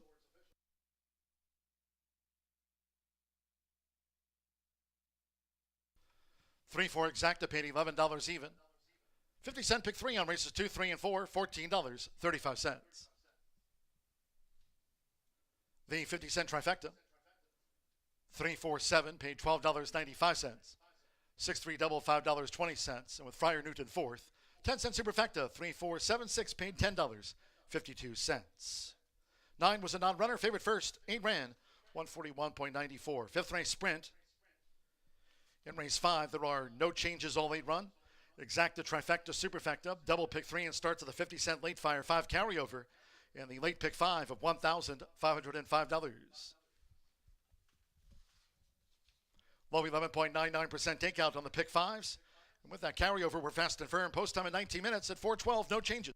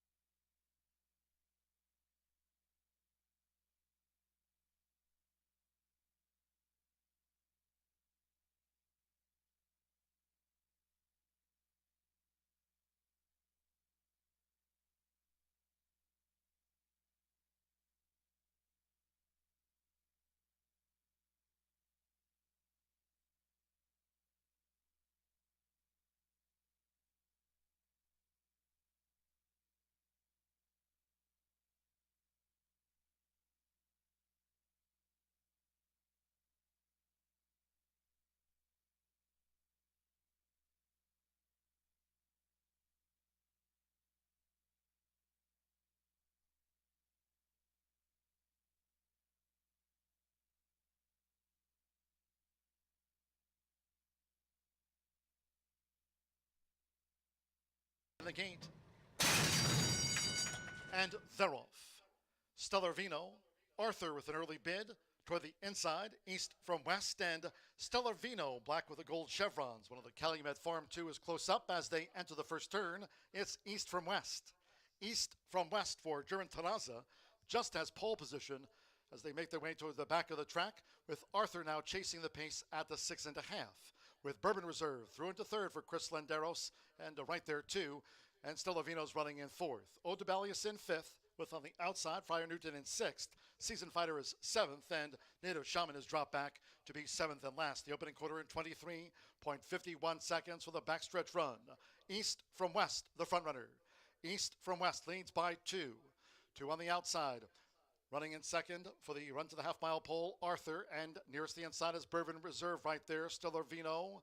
Odebalius is running in fifth. Not on the far outside. Native Shaman. The trailers remain between horses, Friar Newton and Season Fighters last. The front runner, east from west. Half mile, 47.80 seconds, but now Stellovino is starting to pick up for Marcelino Pedrosa Jr., and there's Stellovino. Has just swept in front of east from west, who's second coming past the quarter pole.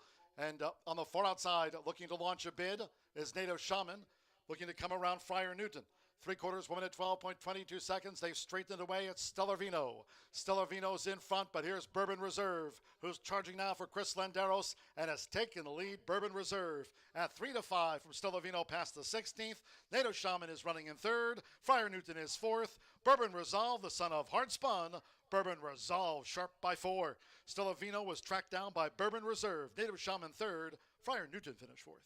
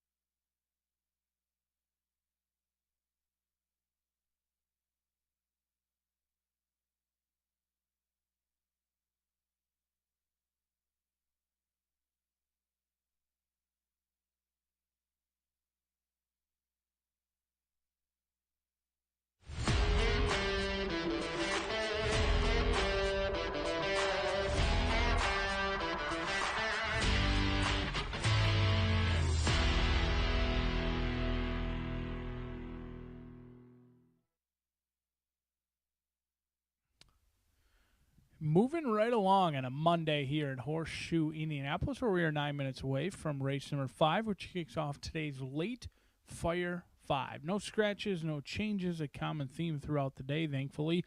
5.5 furlongs going to be the distance, all looking for their third career victory. This one for 3-year-olds and up of the male variety, bred in the state of Indiana. And I happen to fancy your inside runner, who's bet down right now, at least at this point, but DRF projections would indicate this horse likely to go off right near that morning line of 8-1. Currently 7-2 for Sippy and Manny. It is Wancho, who's a 2-time winner from 7 starts. Threw in a clunker last time out. Now, that was in the $100,000 Itoba Stallion handicap, and I frankly don't think that Wancho wants anything to do with 2 turns. Gets back to sprinting where he has had the most success. He's tried 2 turns a handful of times, a 4th, a 5th, and an 8th last time out against stakes competition in here. Ultimately won the battle but lost the war that day giving way, but did hold off longer than the other speed. Should appreciate the cutback today.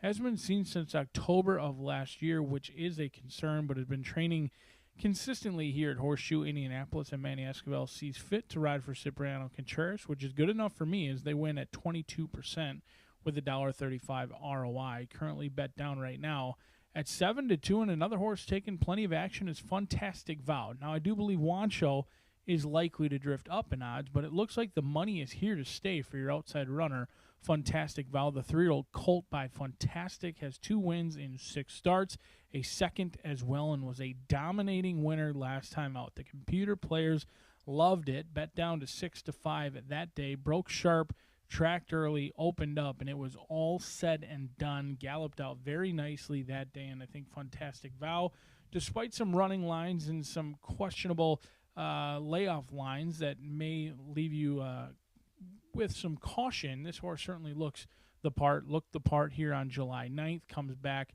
on about 3 weeks rest, second start off the layoff. Now, before last race, hadn't been seen since May 1st, so there was a significant gap there from May 1st to July 9th, but comes back in 3 weeks' time in here, and we'll see if Joe Winters can get a second win in a row with Fantastic Vow, strictly the horse to beat, or at least that is what the bettors are saying. At this time, the projections would indicate as low as 3-2, currently 5-2 on the board. The 4 is Mariachi Justice, looking to make some sweet music in the winner's circle, looking for the 3rd victory in start number 18 with 7 second and 3rd place finishes. A good showing today would push the earnings up over $100,000 for Mariachi Justice, who is owned and trained by John Herron. Alberto Burgos, one of our leading riders here this year, is looking to keep pace with Marcelino Pedroza Jr., another who won last time out, sat just off a 3-headed speed duel, shifted widest in the lane, and came with a good sustained run, stayed on very nicely, has been bet down to favoritism in the last 2 starts, which is somewhat of a new thing for Mariachi Justice, who hadn't been favored in the past prior to those last 2 races, but has taken some action in here at 9-2. As you can tell by the betting board, looks to be a competitive race to kick off this early pick 5. So let's take a look at the late fire 5 now. I'm going to use the top 3 selections along with your morning line favorite, who's actually somewhat chilly, in Rock the Red. 1, 4, 7, and 8 in the opener here in the late fire 5, as we are going to go a little bit spread out in these early on races. Race number 6 looks to be a wide open event. Maiden $32,000 on the turf, all looking for their first career victory. Do scratch 1, 9, and 11. Miss Lilybet. We did crown a maiden no more in start number 25. Miss Lilybet, hoping that trend continues in start number 13. We'll see if the late running 4-year-old filly by Noble Mission can get the first win of the career today in the 6th, but I am banking that they are not. A spread race in race number 7. We're going to try and get lucky.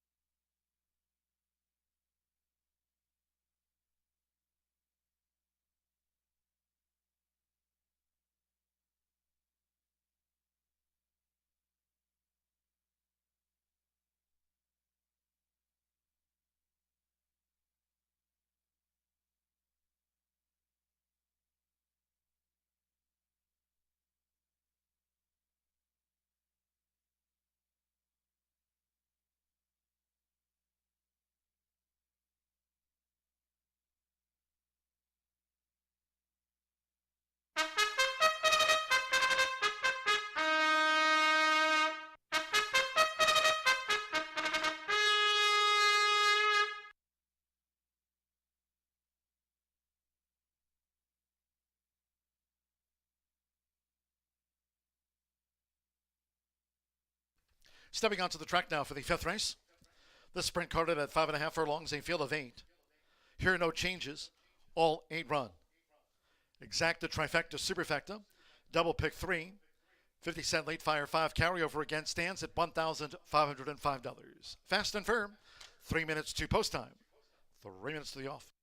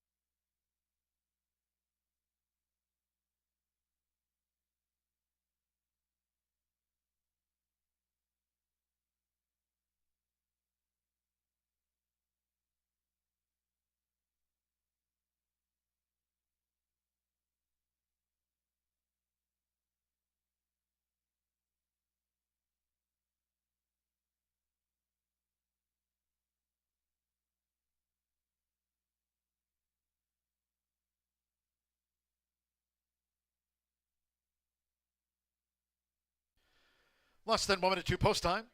Starts the 50-cent late fire 5 carryover. And the late fire 5 of $1,505. Fast and firm. Less than a minute.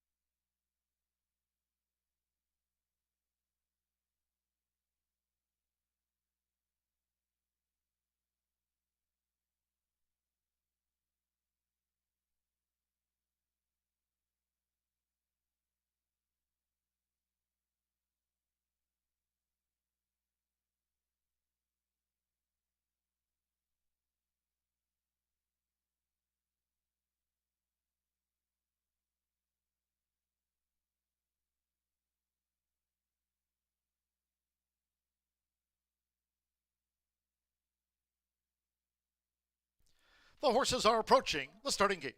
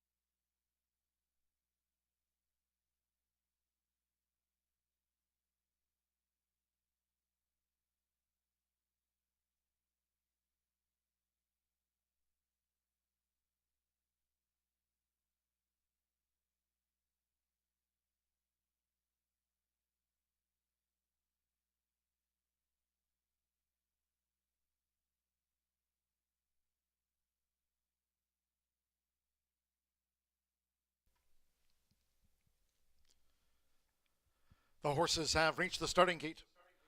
It is now post time. Evan Roma, Mr. Negativity first in. Manny Esquivel with Wancho. Joins Mr. Negativity, loading up. Halo Love, Santo Sanjo with the win on the card.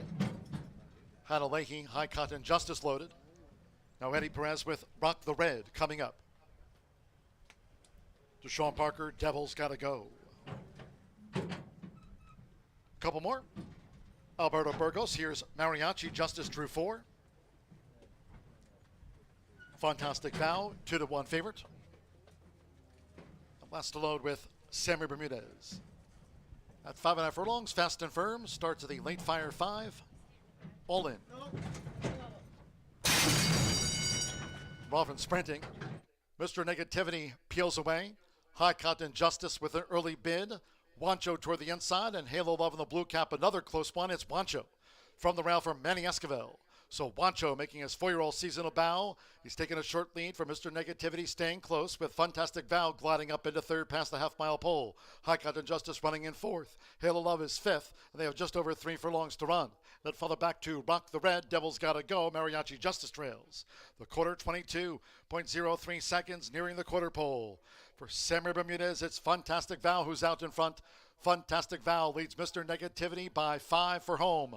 Then Wancho toward the inside of the red cap under pressure with Halo Love. Rock the Red is sweeping around. High Cotton Justice who's dropped back. Devil's Gotta Go. We trail back to Mariachi Justice. It's Fantastic Vow getting those left-handers. 1 furlong to go. Fantastic Vow leads by 3 to Mr. Negativity second and boxing on. Then to the inside is Halo Love in third. Rock the Red and Devil's Gotta Go. It's Fantastic Vow. Fantastic Vow is 1 by 2 from Mr. Negativity.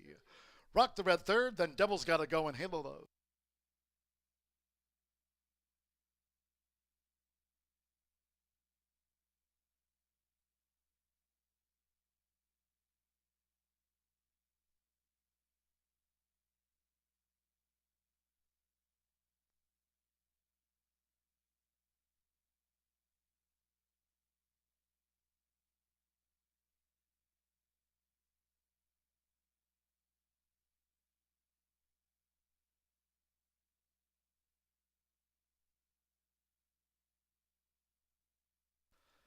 .104.77 after the sprint. 8.5 and then a show photo. Number 8, Fantastic Vow at 6-5 was first. Number 5, Mr. Negativity at 7-1 second. The judges have called for a show photograph. It was 4-1 on 7, Rock the Red. 9-1, 3, Devil's Gotta Go, and 6, Halo Love at 25-1 at the off. Stand by for the full order. Sammy Bermudez gets another favorite home here on the card. This for Aaron West. 6-5, Fantastic Vow has beaten 5, Mr. Negativity. 7, Rock the Red was third, and 3, Devil's Gotta Go fourth. 8-5, 7-3.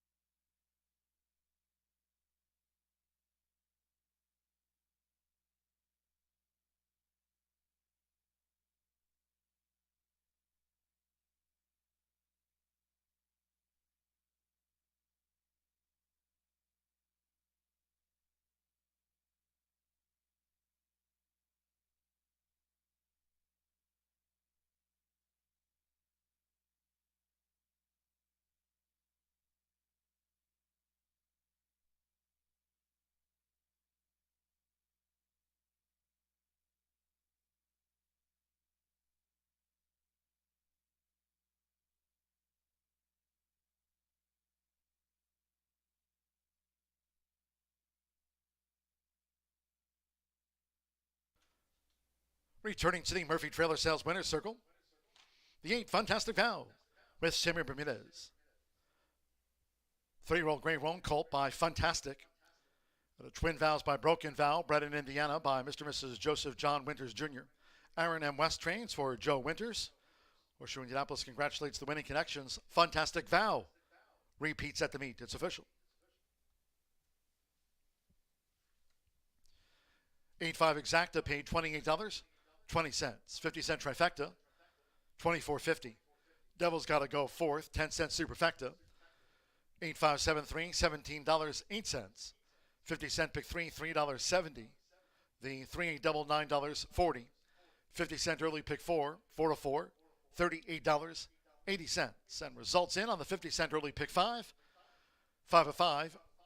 50-cent early pick five returned $613.95. In the sprint, favorite was first. All eight ran 104.77. Back to the turf for the sixth we go.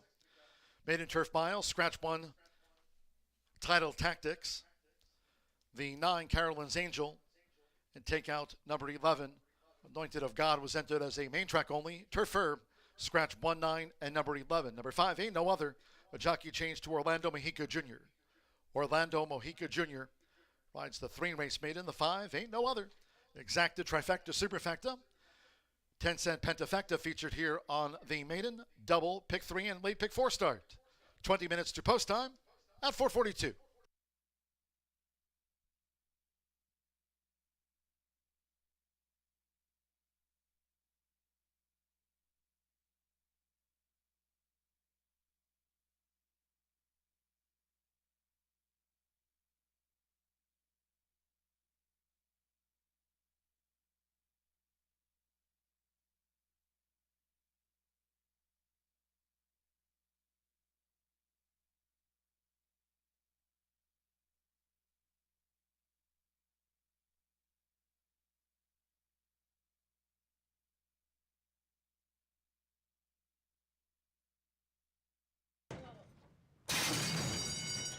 Often sprinting. Mr. Negativity peels away. High Cotton Justice with an early bid. Wancho toward the inside, and Halo Love in the blue cap, another close one. It's Wancho from the rail from Manny Esquivel. So Wancho making his 4-year-old seasonal bow. He's taking a short lead from Mr. Negativity, staying close with Fantastic Vow gliding up into third past the half-mile pole. High Cotton Justice running in fourth. Halo Love is fifth, and they have just over 3 furlongs to run. Let follow back to Rock the Red, Devil's Gotta Go, Mariachi Justice trails. The quarter, 22.03 seconds, nearing the quarter pole. For Samuel Bermudez, it's Fantastic Vow who's out in front. Fantastic Vow leads Mr. Negativity by 5 for home. Then Wancho toward the inside of the red cap under pressure with Halo Love. Rock the Red is sweeping around. High Cotton Justice who's dropped back. Devil's Gotta Go. We trail back to Mariachi Justice. It's Fantastic Vow getting those left-handers. 1 furlong to go. Fantastic Vow leads by 3 to Mr. Negativity second and boxing on. Then to the inside is Halo Love in third. Rock the Red and Devil's Gotta Go. It's Fantastic Vow. Fantastic Vow is 1 by 2 from Mr. Negativity. Rock the Red third, then Devil's Gotta Go and Halo Love.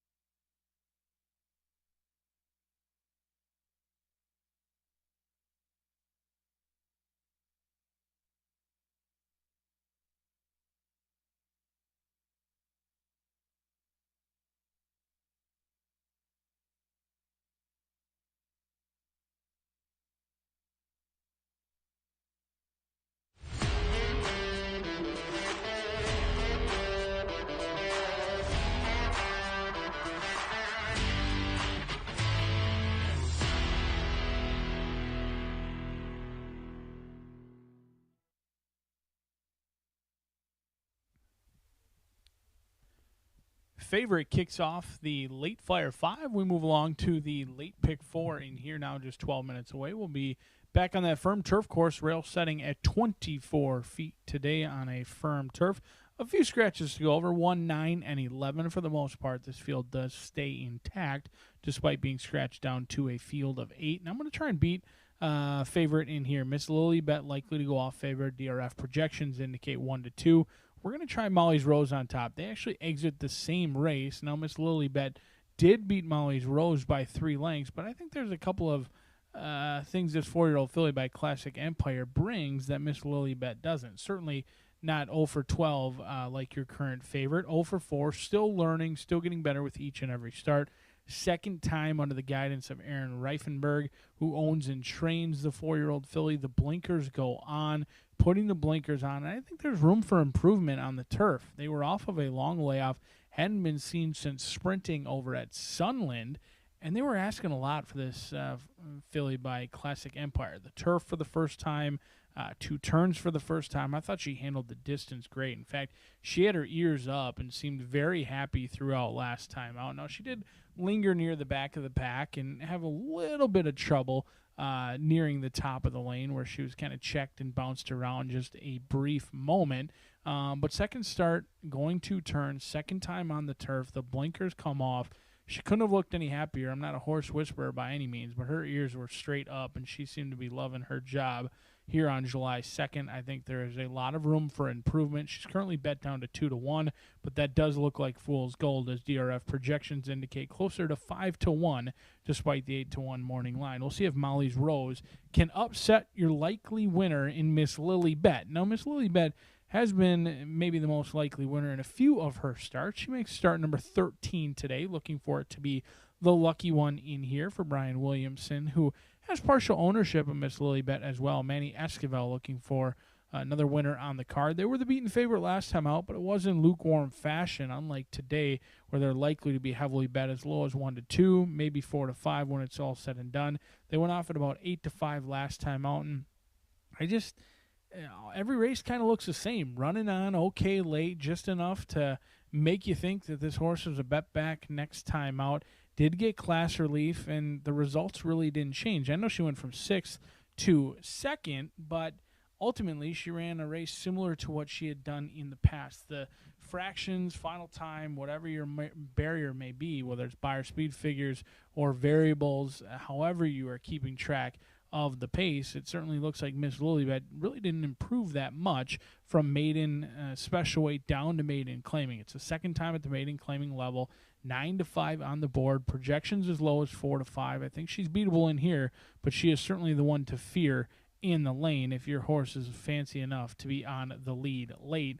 And someone who could be on the lead is Lina, Marcelino Pedrosa Jr. He brought home the field's long shot in race number 2. All of 8 to 1 off that 20 to 1 morning line was bet down. Lina could be similar, 20 to 1 morning line, currently 15 to 1 for Alice Cohn, who owns and trains Marcelino Pedrosa Jr. He's good no matter what he does, whether he's sprinting on the dirt, going long on the dirt, trying the turf, whatever it is. He seems to find his way to the winner's circle, and that could be the case in here with one of the field's long shots. It's a horse who was working out very well before that last start over at Keeneland, going 7 furlongs, and they took some action as well. I know it was a 4-horse field, but did go off at 8 to 1, took a little bit of play, ran last that day after showing speed, ultimately broke slow, even though they were right on the lead at the first quarter or first marker by Equibase. They did break slow. They quickly shifted off the rail and kind of rankly ran right to the lead and used up a lot of energy. So it's really no surprise that she did fade late that day and lost by a city block. But if she gets a little bit more relaxed today on the front end, she's got a favorite that's going to be one paced in the lane, I do believe, and maybe Lina can get brave on the front end, on the stretch out and heading back to the turf where the connections originally thought her career would be with the first 3 starts, all at the allowance level on the turf. Lina certainly has upside against this group at 16 to 1, but it looks like a wide open betting race to kick off the late pick 4, just 6 minutes away from the upcoming 6 right here at the Shoe.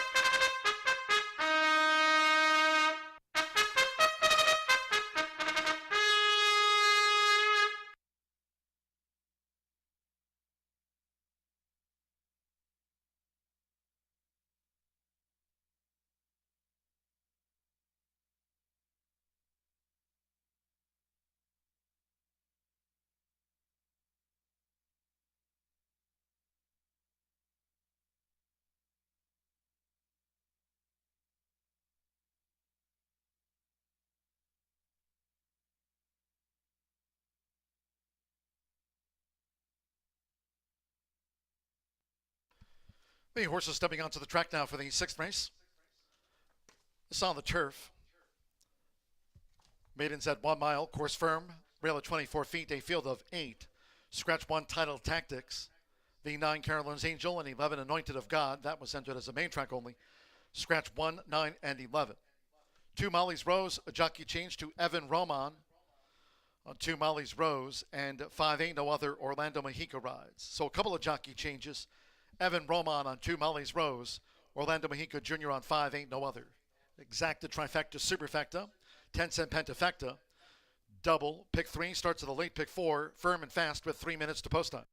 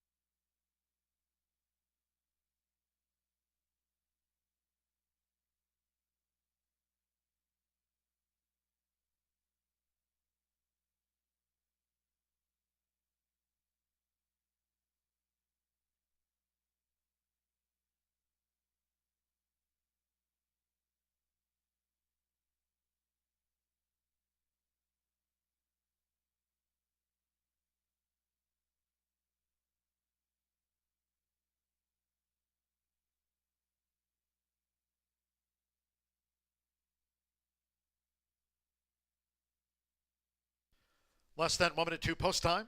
Starts at the 50-cent late pick 4. You have less than 1 minute.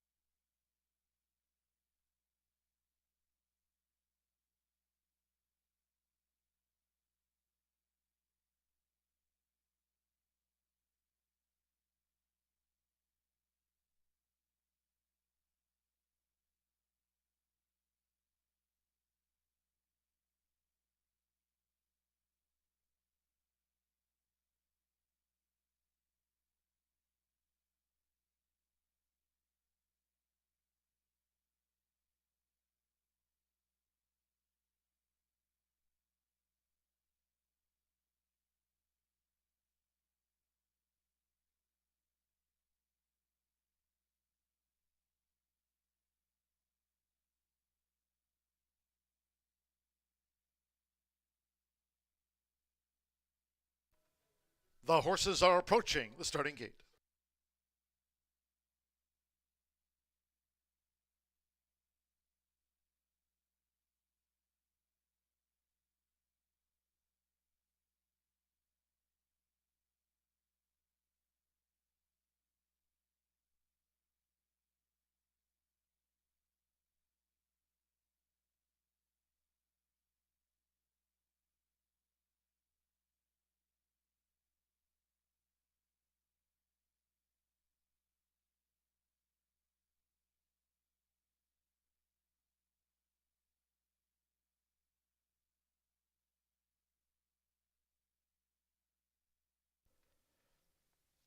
Crossing over to the turf course, nearing the mile start.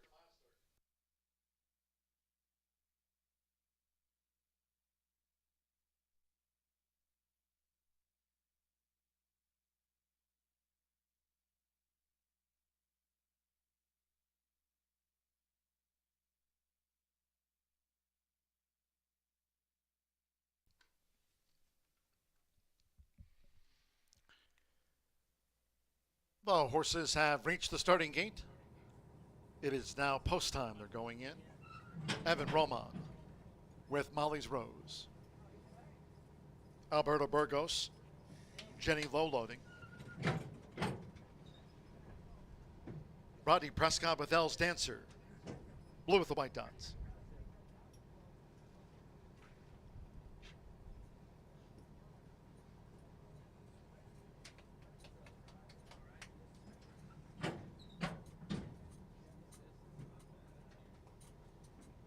Fernando de la Cruz with the J Factor. Ms. Lilybet. Manny Esquivel for Brian Williamson. 9-5 favorite, Ms. Lilybet. Orlando Mexico Jr. with Ain't No Other coming up. The daughter of Constitution, Ain't No Other. During this maiden mile. Couple them back. Lina, Marcelino Pedrosa Jr. for Alice Cohn.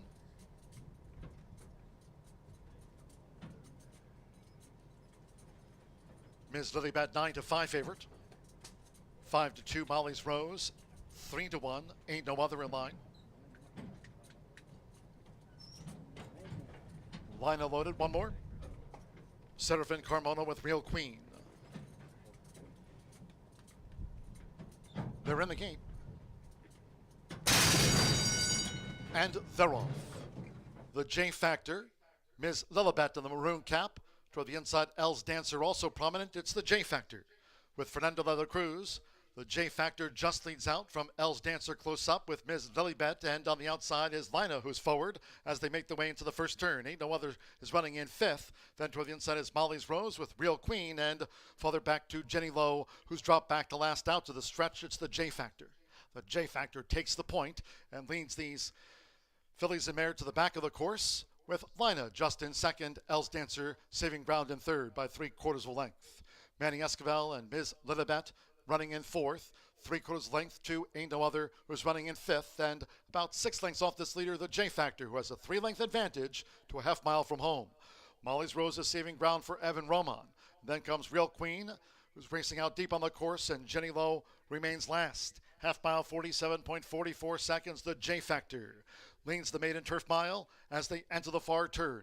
The J Factor by a length and a half to Lina, who's right there as Ms. Lilybet starts to quicken into the pace. And on the outside, Ain't No Other, with Lina now in fourth coming toward the quarter pole. And here comes Ain't No Other and Ms. Lilybet up and after the lead from the J Factor. Right toward the inside, Elle's Dancer and Lina in between horses. And then Molly's Rose, Real Queen, and Jenny Low. 3/4, 1 minute 12.05 seconds. Ms. Lilybet is the leader with 1 furlong left. It's Ms. Lilybet. Staying on is Molly's Rose with Elle's Dancer between horses. They swallowed up the J Factor. Ain't No Other is boxing on from third. It's Molly's Rose close to home with Evan Roman. Molly's Rose pulled away the best, Ms. Lilybet by 3.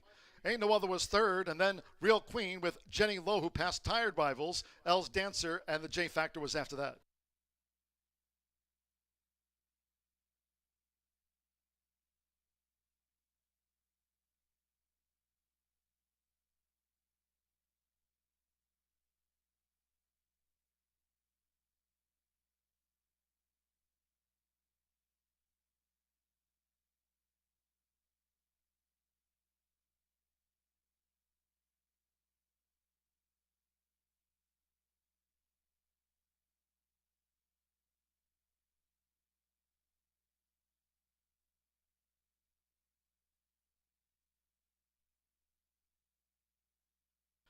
137.88 after the maiden.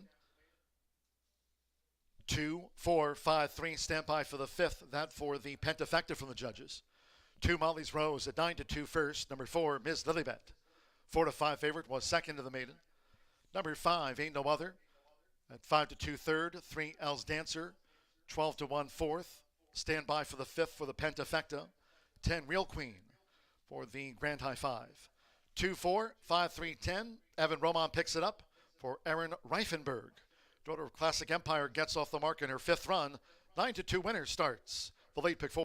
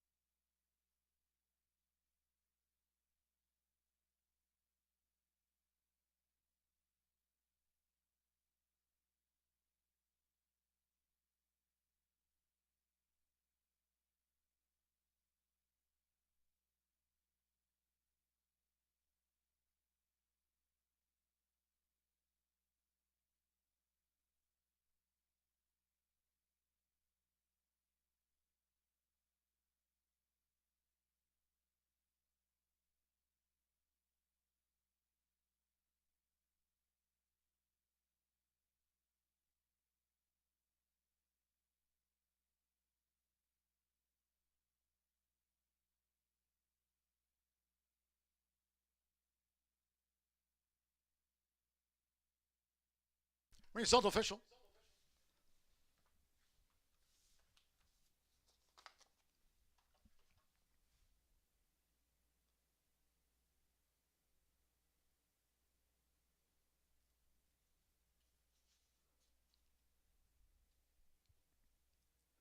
Returning to the Murphy Trailer Sales winner, circle the 2, Molly's Rose with Evan Roman.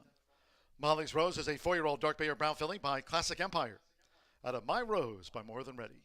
Bred in Kentucky by Alex Veneri Racing LLC. Owned and trained by Erin Reifenberg.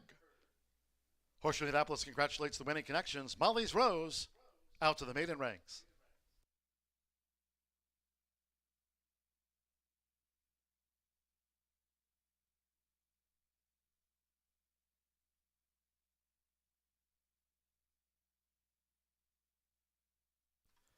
Results in after the running race 6.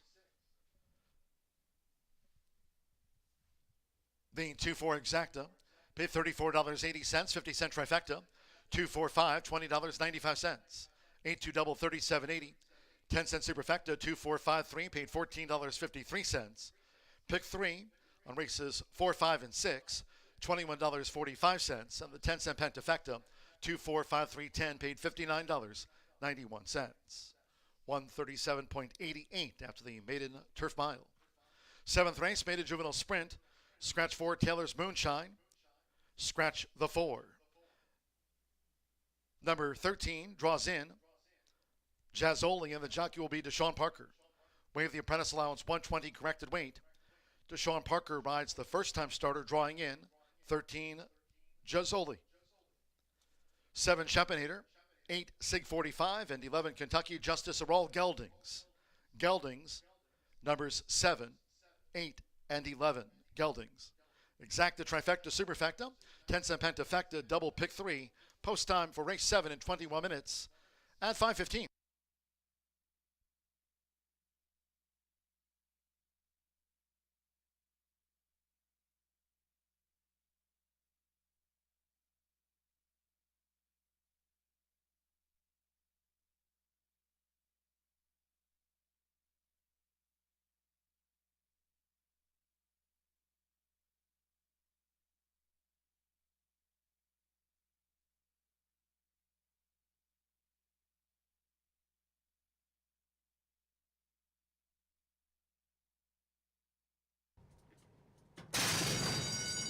And they're off. The J Factor, Ms. Lilibet in the maroon cap. Toward the inside, Elle's Dancer also prominent. It's the J Factor. With Fernando de la Cruz, the J Factor just leads out from Elle's Dancer close up with Ms. Lilibet, and on the outside is Lina, who's forward as they make their way into the first turn. Ain't No Other is running in fifth. Then toward the inside is Molly's Rose with Real Queen, and farther back to Jenny Lowe, who's dropped back to last out to the stretch. It's the J Factor. The J Factor takes the point and leads these fillies and mare to the back of the course, with Lina just in second, Elle's Dancer saving ground in third by 3/4 of a length. Manny Esquivel and Ms. Lilibet running in fourth, 3/4 length to Ain't No Other, who's running in fifth, and about 6 lengths off this leader, the J Factor, who has a 3-length advantage to a half mile from home. Molly's Rose is saving ground for Evan Roman.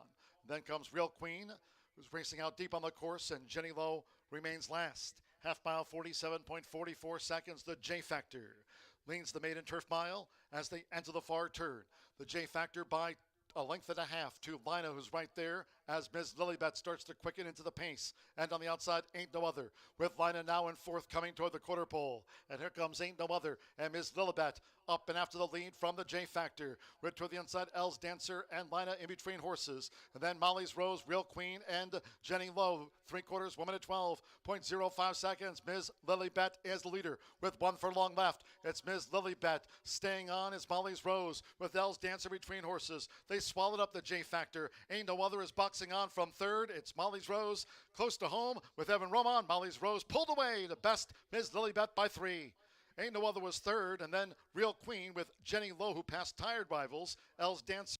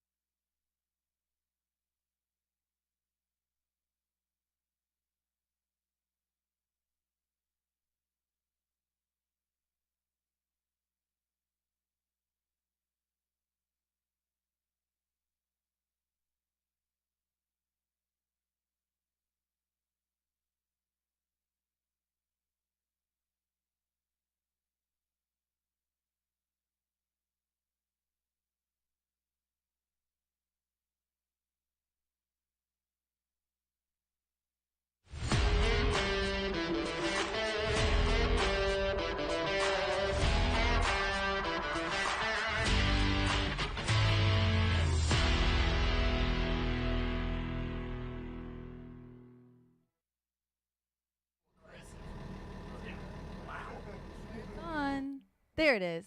10 minutes to the 7th race here at Horseshoe Indianapolis. The 4 Taylor's Moonshine is out of this race, and Deshaun draws in the 13 Jazole. So that's a jockey change there from Eric to Deshaun. And right now the 10 is the 9-5 favorite. And as I was looking at it, with the speed that David's Creed flashed last time, I kind of wondered.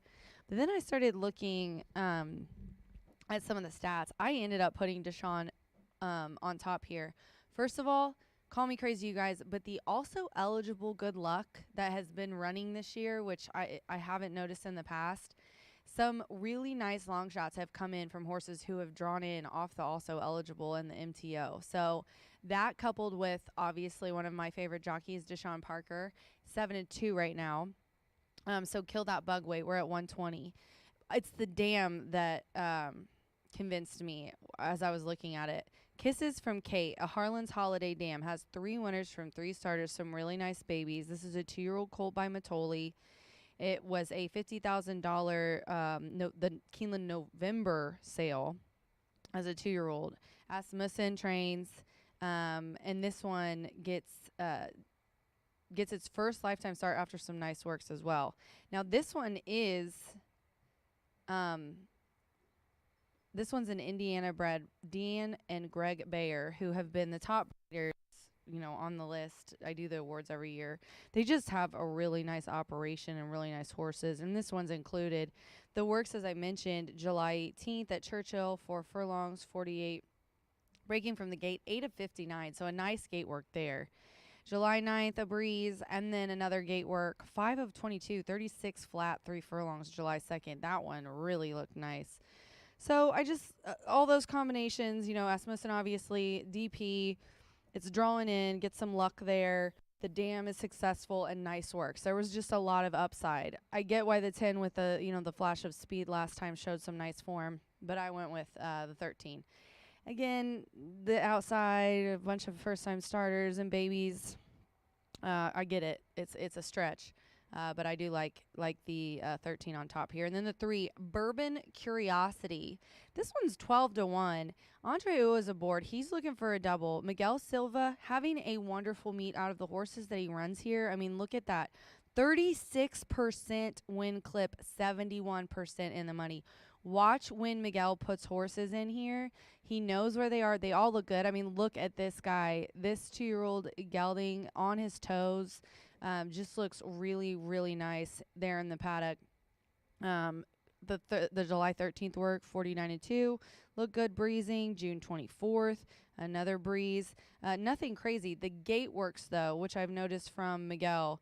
The gate works are where they go. The breezes are just breezes. So I just count those as a little bit more experience. He ran against David Creed, 3rd versus similar, which was the 2nd place finisher in that race, is in here again. So I like the 3. And then I put the 10 in, 2-1 favorite right now, and that's David's Creed, who I just mentioned. They got 2nd in the race of the 3 who finished 3rd to this horse. Rodney Prescott aboard for Rob Dobbs. Rob also, don't discount him.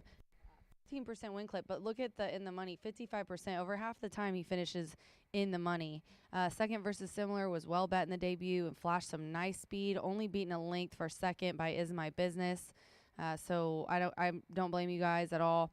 Do want to mention as well, I mentioned the scratch and the jockey change, but there are 3 horses in here that are listed as colts. They're geldings. 7 Shepanator is a gelding, as well as Sig 45. Gelding, his owner mentioned him to me, so you guys might want to put some money on the 8. I didn't put it in my picks, but he's really fond of this horse. And then the 11 Kentucky Justice is also a gelding, but I'm going with DP and Jazoli, obviously from the Matoli sire. 13-3-10 here for me in the 7th race. Good luck.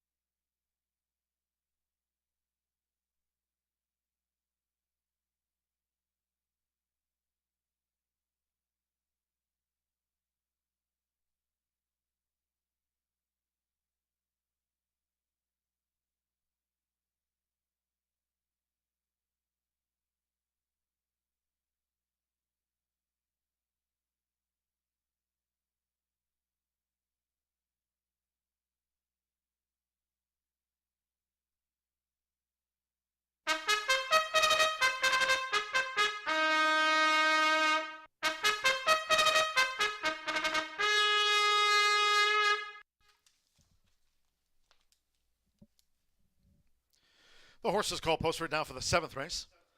This is a maiden juvenile sprint. Carded at the 5 furlongs, a field of 12. Scratch 4, Taylor's Moonshine. Scratch the 4. 13, Gisoli draws in the jockey Deshaun Parker. Waive the apprentice allowance 120 pounds, the corrected weight. Deshaun Parker rides the 13, Gisoli. 7, Chapinator. 8, Sig 45. 11, Kentucky Justice are the Geldings again. Geldings the 7, 8, and number 11. Exacta, trifecta, superfecta, another 10-cent grand high five. Pentafecta wagering featured here. 12 run, double pick 3. 3 minutes to post time.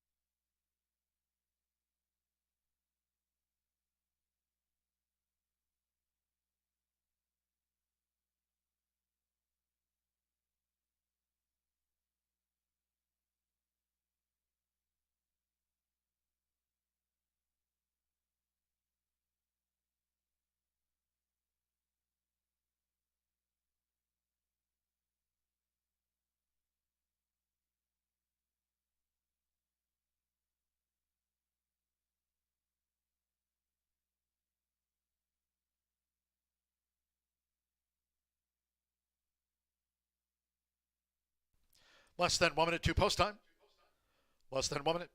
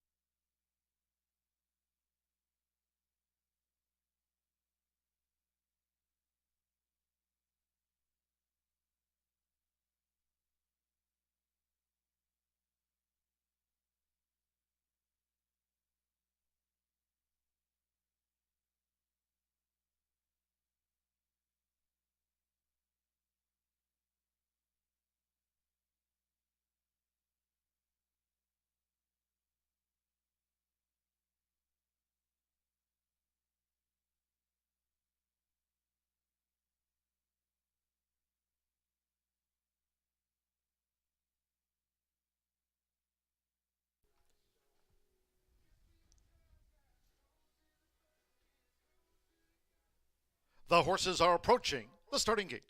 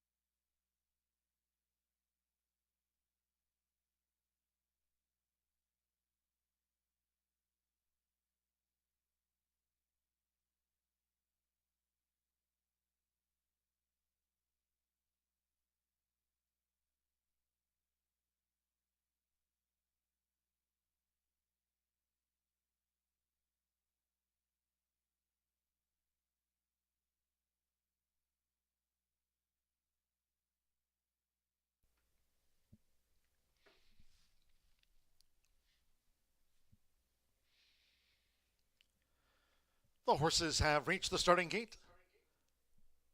It is now post time. Loading. German Taraza with Mama's the Cause. Sig 45 went in well. Sammy Bermudez won our 5th of the day for Aaron West. Now Serafin Carmona with 1945 next to Sig 45. Mama's the Cause in. Now Yarmari Correa with El Rocky. Rodney Prescott, David's Queen. Here's Bourbon Curiosity. Andres Aloa with the win on the card. Abby Jimenez with Kentucky Justice, yellow in the red hoops.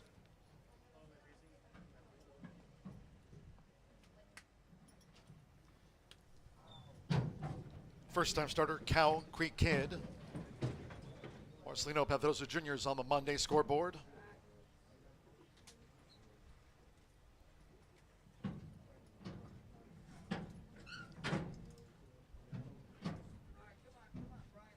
Alberto Burgos with the Irish Ranter.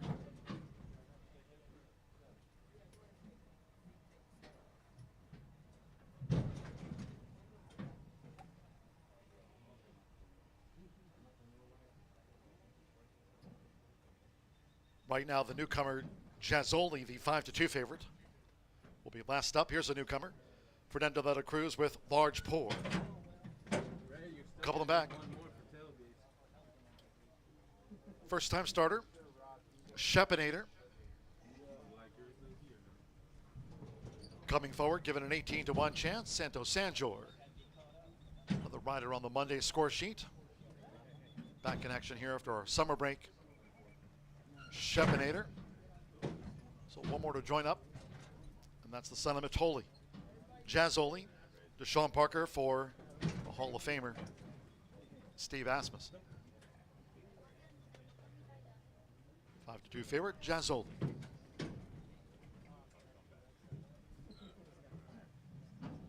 All in line.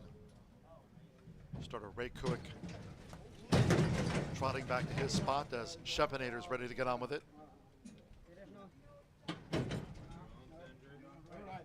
We're good. Starter has the button. They're off, racing 5 furlongs. El Rocky races away. There's Jazzoli. The white cap with good debut speed for Deshaun Parker to just head off Large Pour. And then toward the inside is El Rocky, who's vying for third with Bourbon Curiosity in between horses. At the 3.5, the Irish Ranter is wide. Then Mama's the Cause is next, while racing a length in front of David's Creed and the Purple Silks as they round the far turn. It's a break of 5 more to the Shepinator, coming past Cow Creek Kid, Kentucky Justice, and toward the inside. Sig 45 trails the dozen. 22.13 lead seconds with under a quarter of a mile to go. Large Pour and Jazzoli as these maiden 2-year-olds straighten away. Then it's a 6-length break to El Rocky with Bourbon Curiosity, who's flattened out. Mama's the Cause toward the rail, and on the outside David's Creed, and then Sig 45 and Shepinator toward the inside. But coming past the 16th with Fernando de la Cruz, it's Large Pour. This newcomer, Large Pour. And Large Pour gets the result from Jazzoli by 5. El Rocky was third, then David's Creed, Bourbon Curiosity, Mama's the Cause, and Shepinator headed the rest home.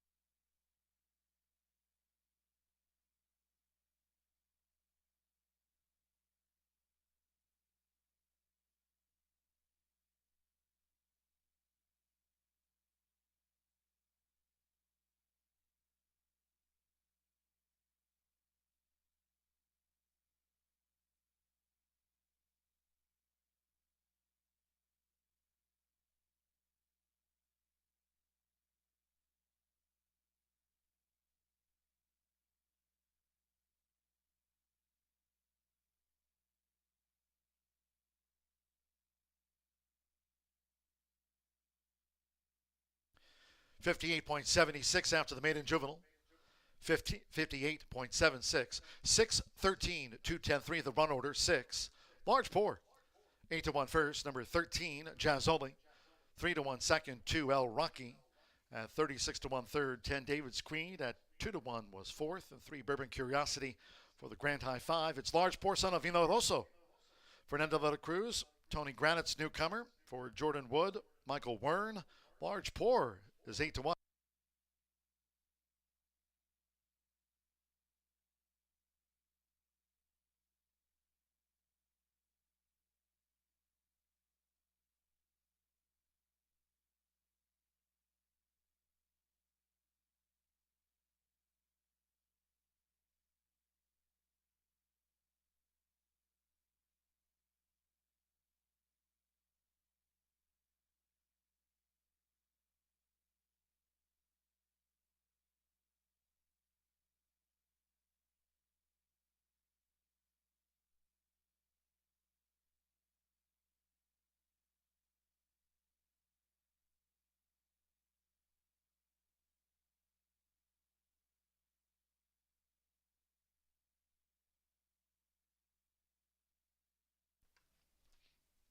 The result of the 7th race official.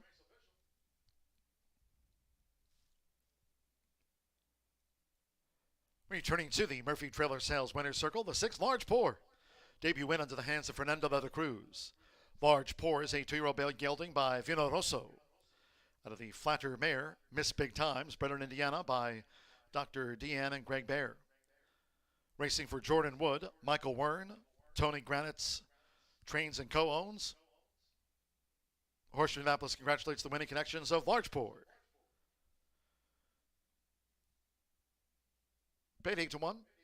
Results in 613 exacta, $106.60. 50-cent trifecta, 613-2, $619.45. The 10-cent pentafecta, Bourbon Curiosity was 5th. 613-2, 10-3, 10-cent grand high 5. Coming back $970 and that penny. 2-6 double, 127.40 with David's Creed 4th. 10-cent superfecta, 613-2, 10. That result nets $435.47. A dozen ran 58.76. On to the 8th we go. Back to the turf for it. Scratch the 10 Oscar nominee, and 12 Mystic Power was entered as a main track only. Scratch 10 in the 12. A couple of jockey changes. 3 Wissam Sharaf, ridden by Alberto Burgos. On 3 Wissam Sharaf. 6 Cause of Ruckus. The jockey there will be Chris Landeros. Has a win on the card. Chris Landeros riding for the Catman, and 6 Cause a Ruckus. Exacta Trifecta Superfecta, 10-cent Pentafecta, double final pick 3 of a 10-race day. Tuesday post time will be at 2:10. Next 3 race cards tomorrow, Wednesday, and Thursday, all for the standard 2:10 Eastern. 8th race, to the turf we go in 20 minutes at 5:47 post time.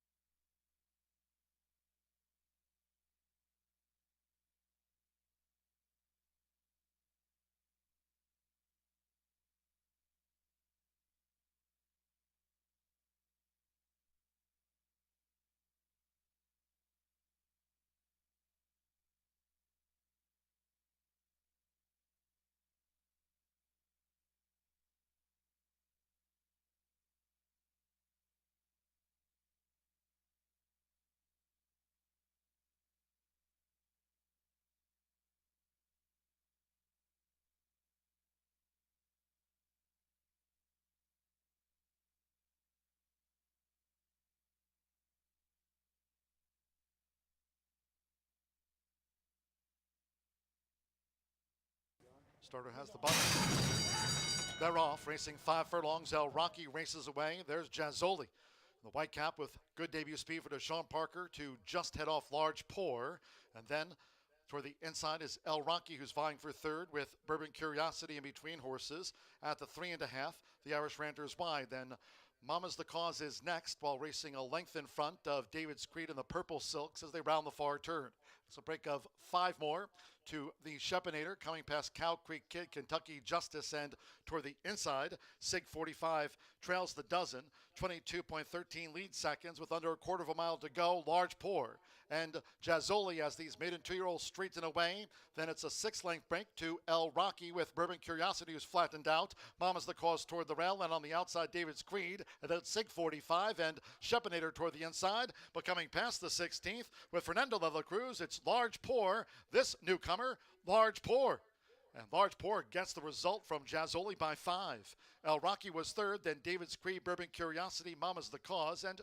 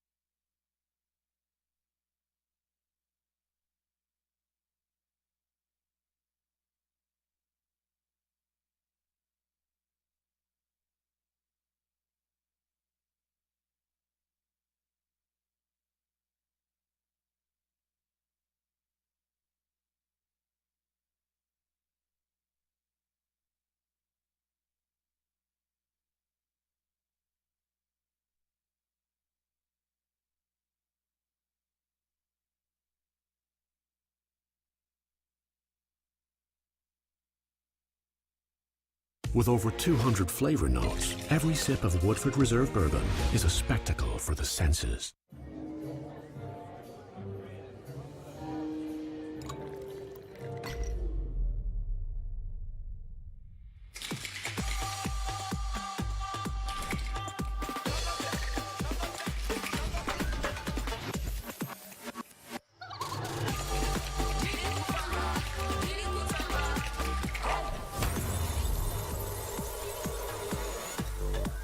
Tequila Herradura. Extraordinary awaits.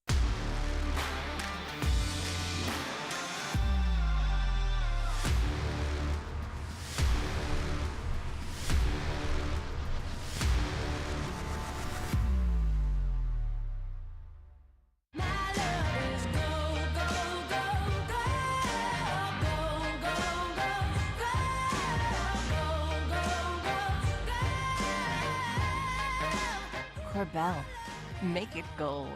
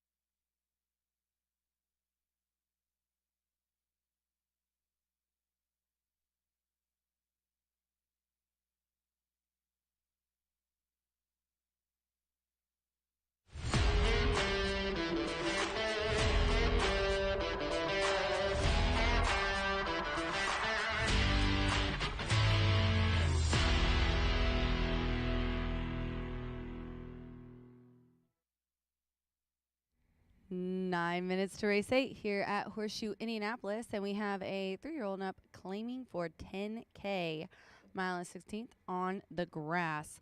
We do have some changes in here. Burgess will be on the 3. Alberto Burgess on the 3 here. The 10 Oscar nominee is out, and Mystic Power, obviously the MTO, will not run. I'm going 1, 2, 3 to come in 1, 2, 3. These horses, it's a interesting mix to say the least, but they are all non-2. So some of these horses have ran a lot, some of them haven't, some of them ran a few times. I'm going off of these on the inside based on obviously the distance and the surface mainly and the class drop. So last time out, the one Midnight Channel, who's 4-1 right now on the tote board, was in a claiming for 12.5 at today's distance and surface of a mile and 16th in grass. was second by 4 lengths to Delmo.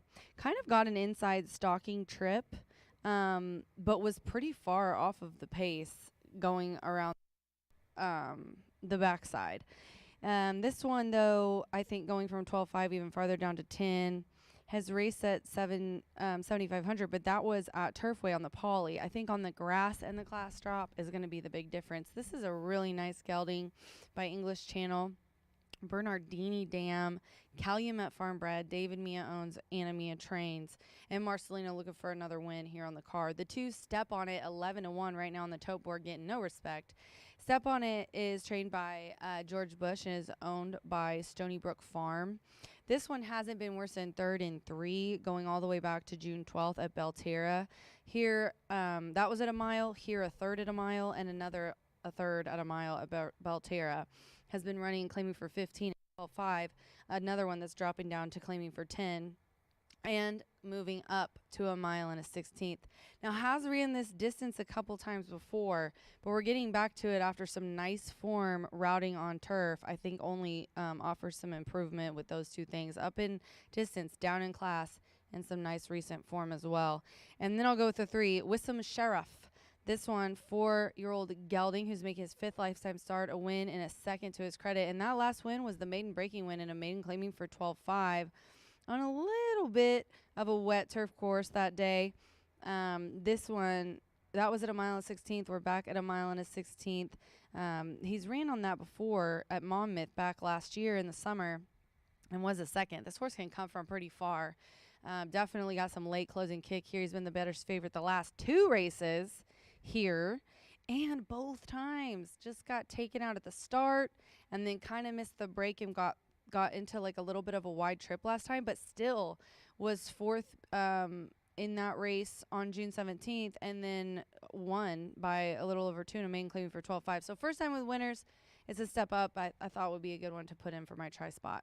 6 minutes to the 8th race here at Horseshoe Indianapolis. I'm going to go with the 1 here, MP and Midnight Channel. Good luck.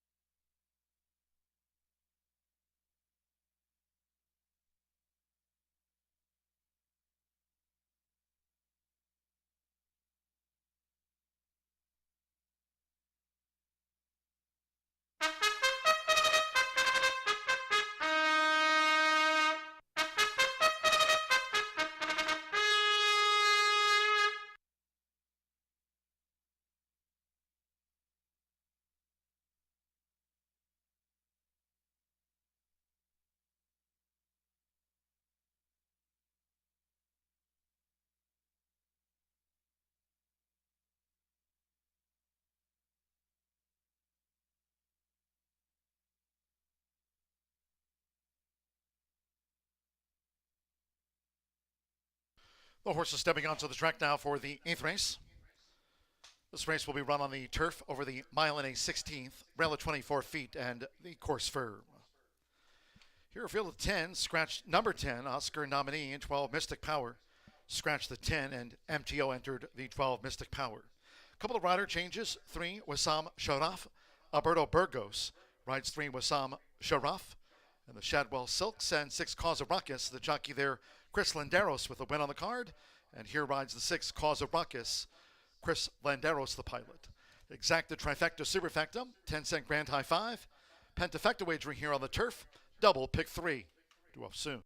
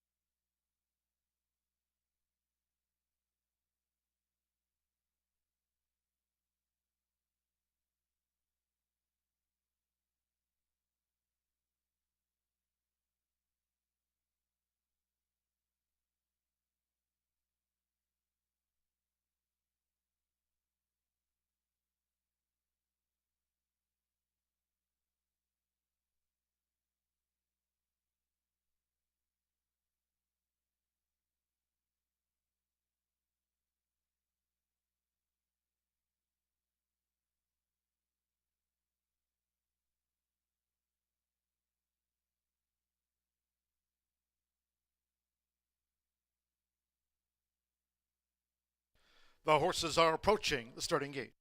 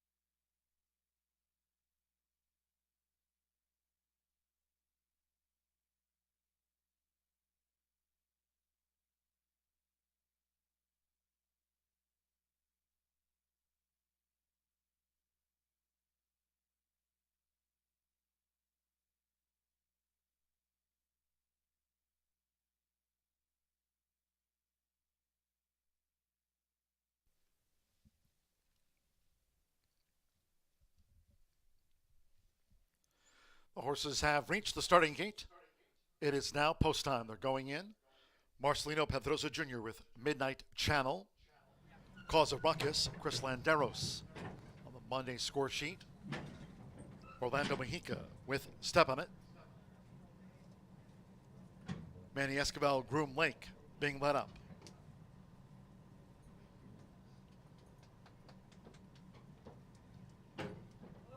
Groom Lake loaded. Now Alberto Burgos with Wissam Sharaf.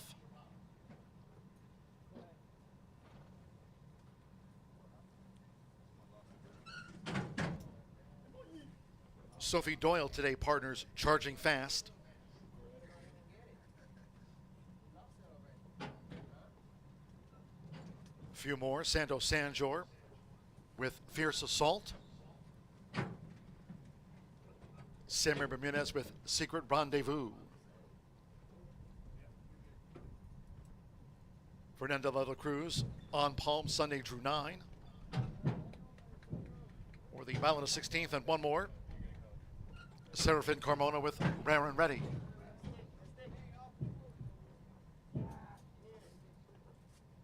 Rare and Ready coming up.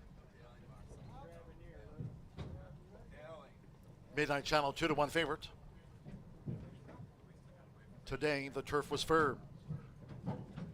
They're in the gate.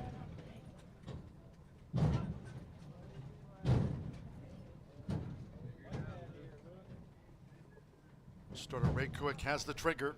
Looks across the line. And they're off to an even start. Toward the inside, Midnight Channel with Wissam Sharaf.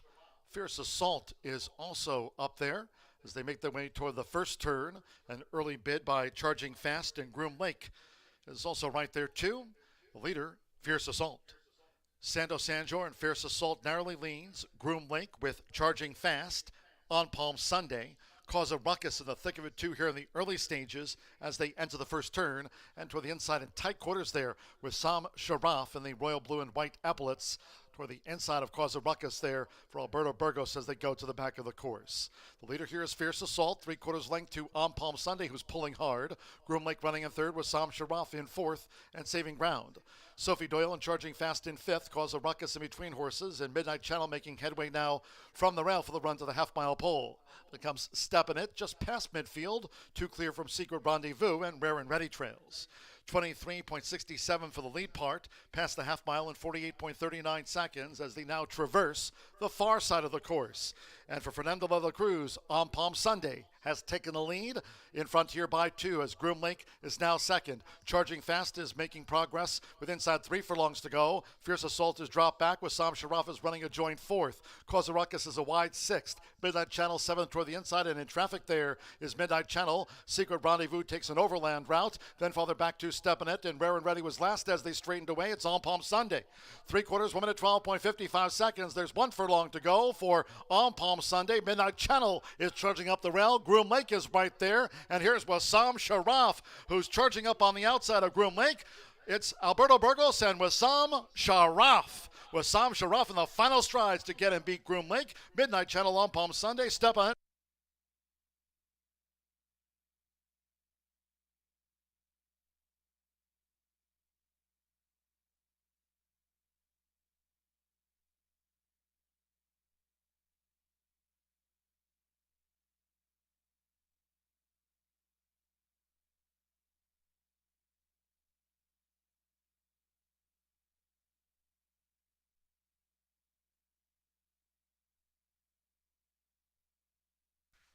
One 44.05 seconds. Photo finish.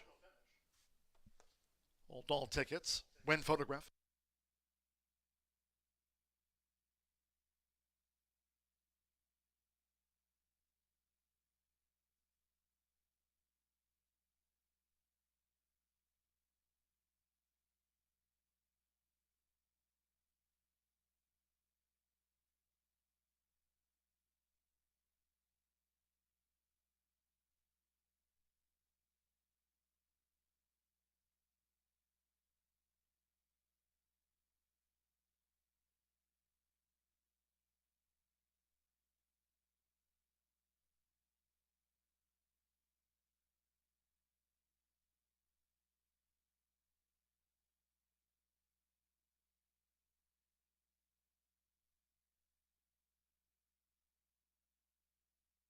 3-7-1-9-2, the run order.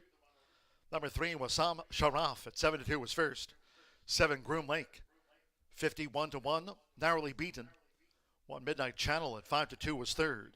9, On Palm Sunday, 15-1 fourth, and 2, Steppin' at fifth for the Pentafecta. So Alberto Burgos picks this one up from Andrew McKeever. The Shadwell Stable, Shadwell Farm Bred, 7-2 on Wassam Sharaf.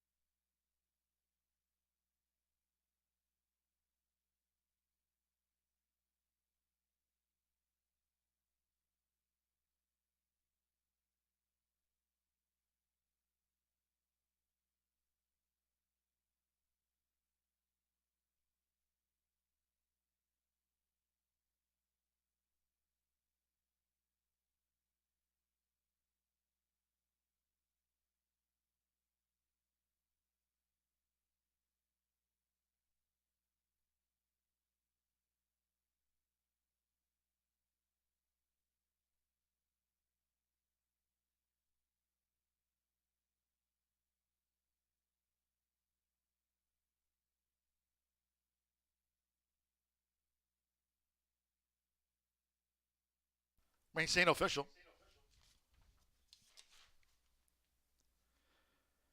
Returning to the Murphy Trailer Sales winner circle, the 3, Wassam Sharaf with Alberto Burgos. Wassam Sharaf, a 4-year-old dark bay of brown gelding by Honor Code. Out of the Ghost Zapper mare, Ahayor, bred in Kentucky by Shadwell Farm LLC.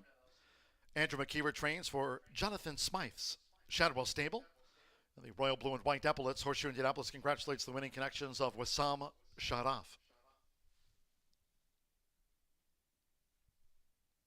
Results in 3-7 exacta paid $322.40.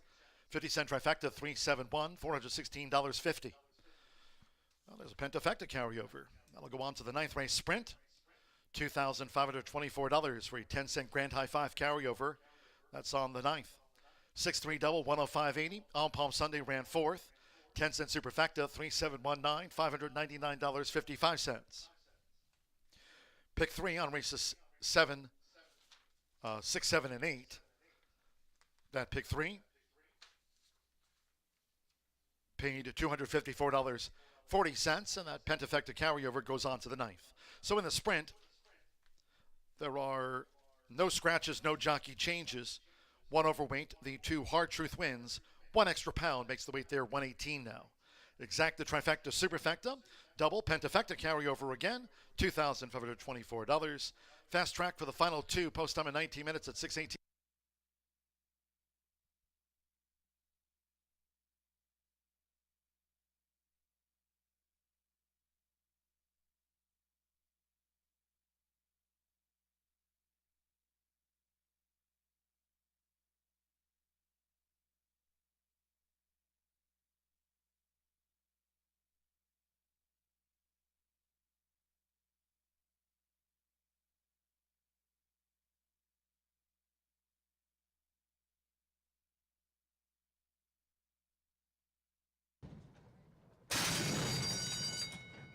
And they're off to an even start. Toward the inside Midnight Channel with Wassam Sharaf. Fierce Assault is also up there as they make their way toward the first turn. An early bid by Charging Fast and Groom Lake is also right there too. The leader, Fierce Assault. Sando Sanjor and Fierce Assault narrowly leads. Groom Lake with Charging Fast on Palm Sunday. Cause a ruckus in the thick of it too here in the early stages as they enter the first turn. And toward the inside in tight quarters there with Sam Sharaf and the Royal Blue and White Epaulets. Toward the inside of Cause a Ruckus there for Alberto Burgos as they go to the back of the course. The leader here is Fierce Assault, 3/4 length to On Palm Sunday, who's pulling hard. Groom Lake running in third with Sam Sharaf in fourth and saving ground. Sophie Doyle and Charging Fast in fifth. Cause a Ruckus in between horses, and Midnight Channel making headway now from the rail for the run to the half-mile pole. It comes Steppin' It just past midfield, 2 clear from Secret Rendezvous and Rare and Ready trails. 23.67 for the lead part, past the half mile in 48.39 seconds as they now traverse the far side of the course. And for Fernando de la Cruz on Palm Sunday has taken the lead in front here by 2 as Groom Lake is now second. Charging Fast is making progress with inside 3 furlongs to go. Fierce Assault is dropped back with Sam Sharaf is running a joint 4th. Cause a Ruckus is a wide 6th. Midnight Channel 7th toward the inside, and in traffic there is Midnight Channel. Secret Rendezvous takes an overland route. Then farther back to Stepanet, and Rare and Ready was last as they straightened away. It's on Palm Sunday. 3/4, 1 minute 12.55 seconds. There's 1 furlong to go for on Palm Sunday. Midnight Channel is charging up the rail. Groom Lake is right there. And here's Wassam Sharaf, who's charging up on the outside of Groom Lake. It's Alberto Burgos and Wassam Sharaf. Wassam Sharaf in the final strides to get and beat Groom Lake. Midnight Channel on Palm Sunday. Step on it.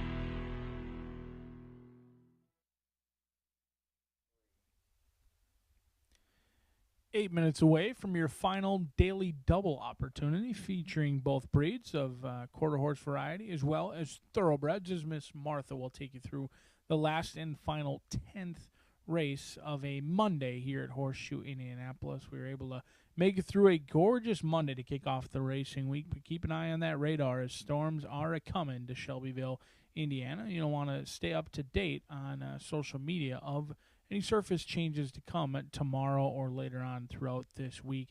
7 minutes away from the final thoroughbred race of the day. If you're still alive in that late Fire 5, certainly wish you the best of luck. Some elite handicapping. The only favorite that came home to score kicked us off in race number 5 and did so very impressively. We'll see who can take this one home in the finale of the thoroughbred portion of the car. And right now, bettors having a challenging time finding out who's going to be favorite. In fact, 4 of them between 5-1 and 3-1 at this time. I'm going to try a lone speed play in here. It's Sweet Sassy Pants. I'm hopeful to get somewhere near that 8-1 morning line, but right now 3-1 on the board. DRF projections would indicate somewhere around 7-2 may be fair for the Randy Matthews trainee, a homebred for Patrick Donahoe. A horse who has routinely shown speed, but hasn't always shown the ability to finish her races. In fact, she's got 3 second-place finishes where she held the lead at the 8th pole and could not continue on late. I think she's just the fastest of this group, and in this race, I want to be on the lead.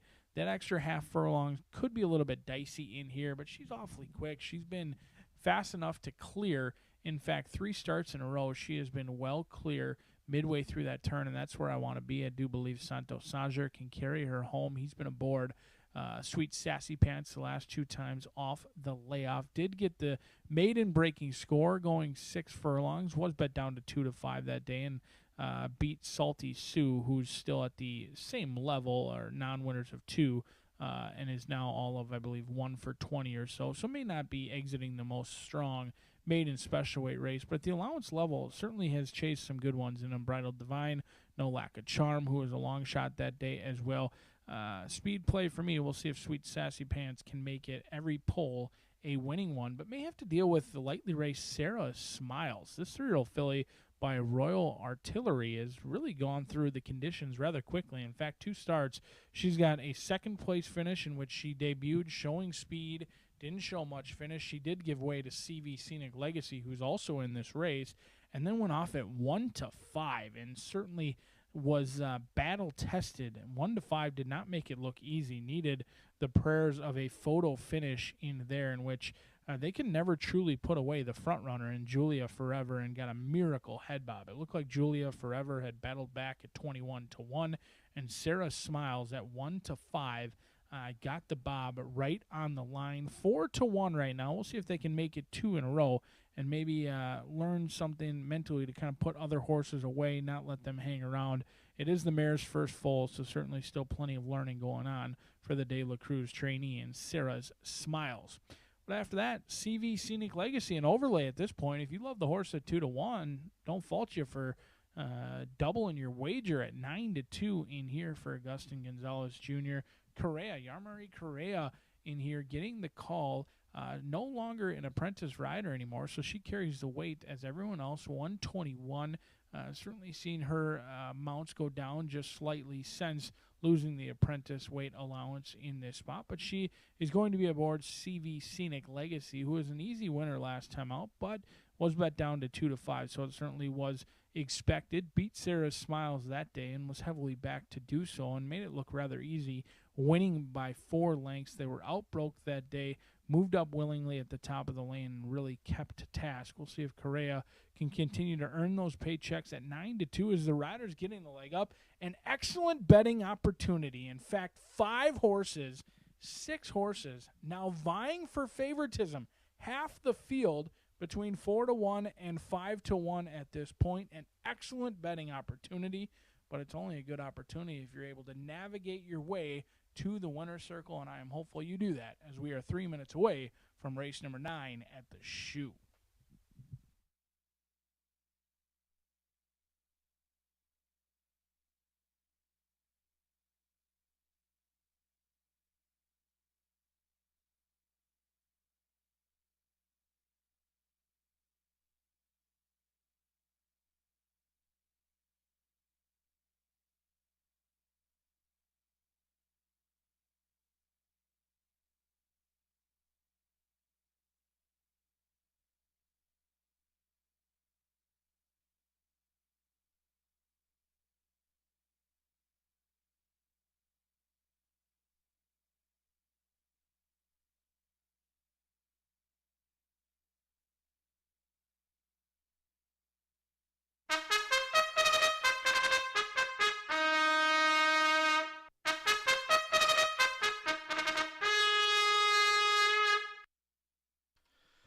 horses called posted now for the 9th race.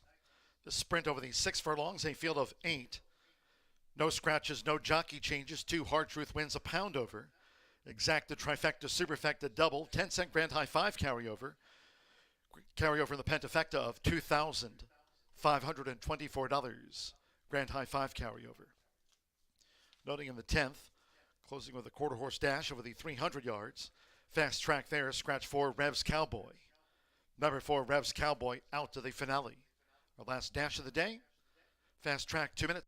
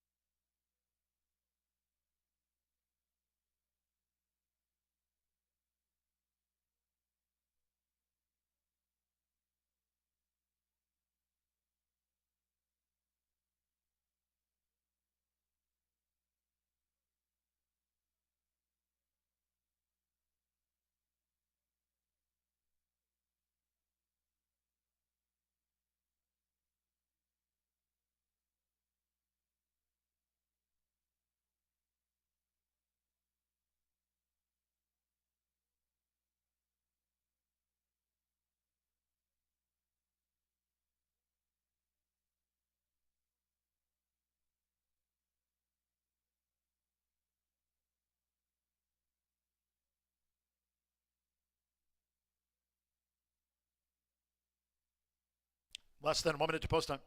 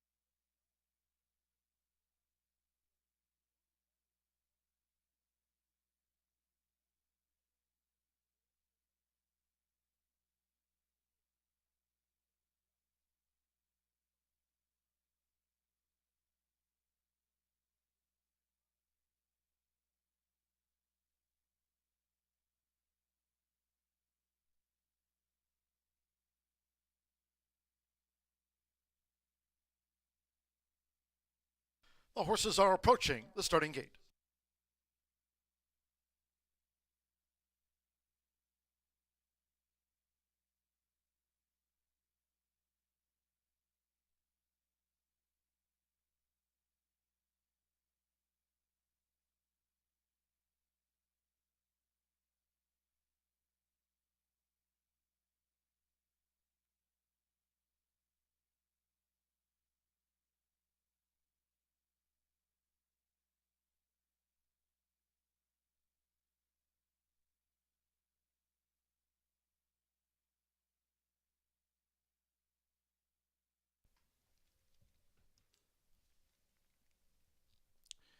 The horses have reached the starting gate.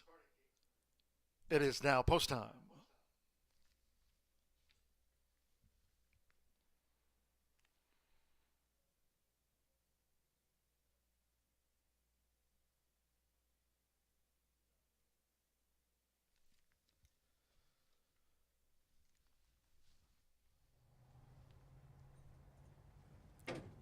Loading starts. Eddie Press with Here Kitty Kitty. Santos Sanjor, Speed Sassy Pants in. Marcelino Pedrosa Jr. with Hard Truth Wins. Saber Bermudez, Sarah Smiles with White Silks. Long Days, Alberto Burgos riding for a double. Manny Escobar with No Trust. Yarmari Correa with CV Scenic Legacy drew 4. At 6 furlongs, one more. Joseph Romero with My Gal Justice coming up.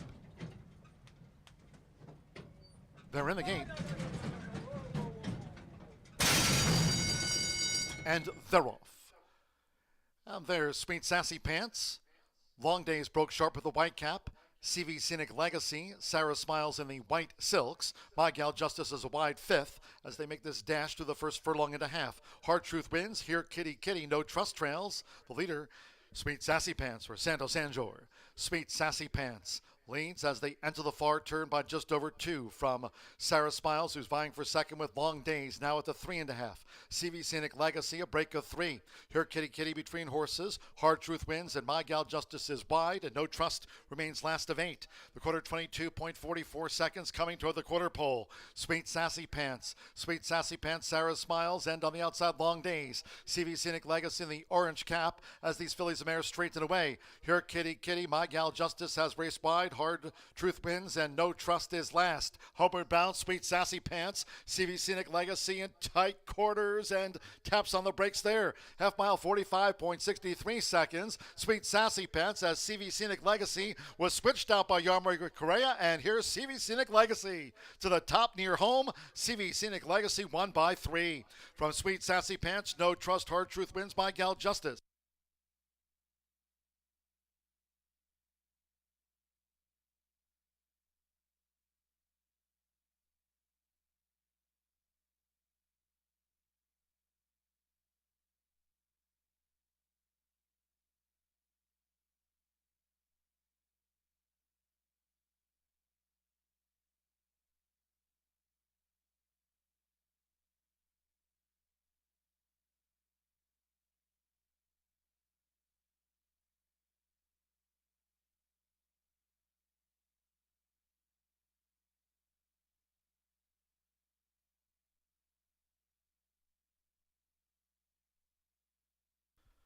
One 12.06 after the sprint for CV Scenic Legacy at 7-2 first.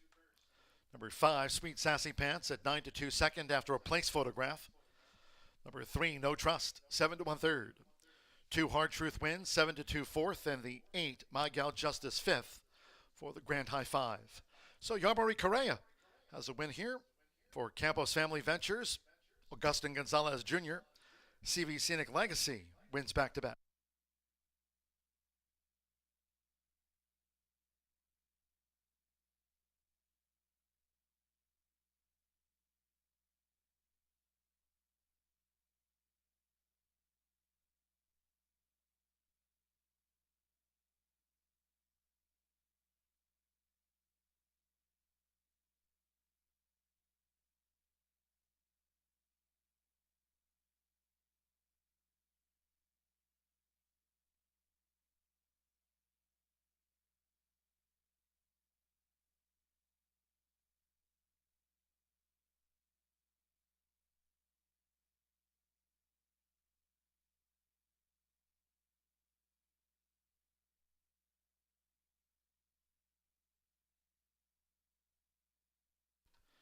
Returning to the Murphy Trailer Sales Winner Circle, the 4, CV, Scenic Legacy with Yamari Correa. CV Scenic Legacy is a 4-year-old chestnut filly by Victor's Cry.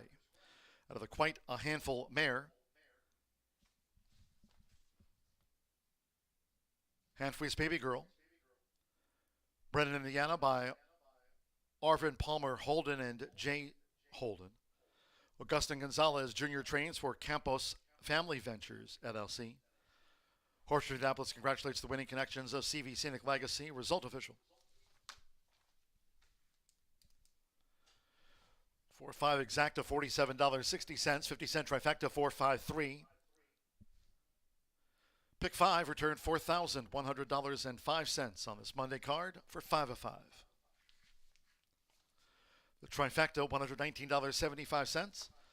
3-4 double, paid $36 even. 50-cent late pick 4, $900.25, 404. Hard Truth wins 4th. 10-cent superfecta, 4532, $73.71.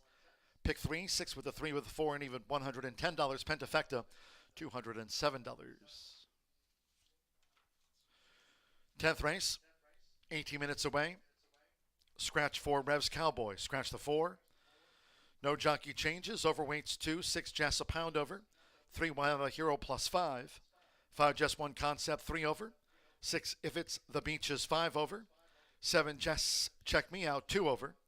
8 My Little Star, a pound over. And 10 Good Time Stoli, 3 extra pounds. Exacta, trifecta, superfecta, 10-cent quarter horse pentafecta. Post time 6:46.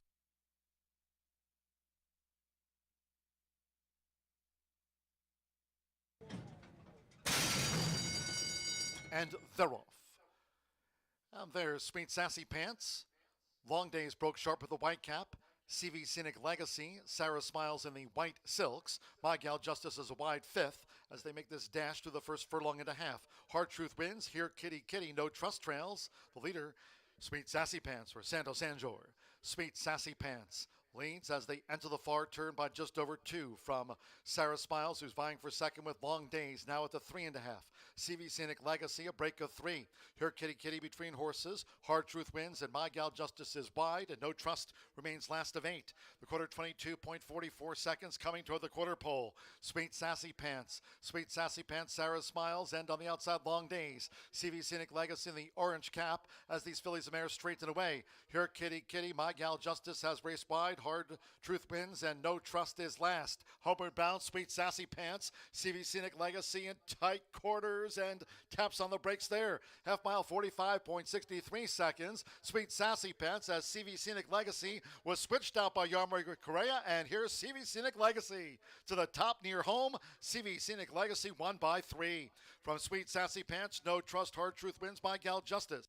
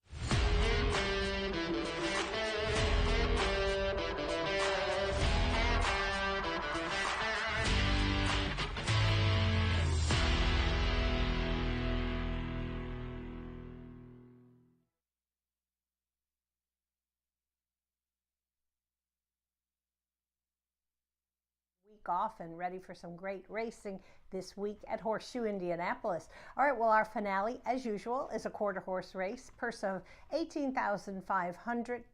It's an allowance 3-year-olds and up, and they're non-winners of 3. So we're going to see some nice experience here in this race. We do have a scratch of number 4, and that's Rev's Cowboy, but a nice full field traveling 300 yards. All right, we'll go to the paddock and take a look at a few of my top choices.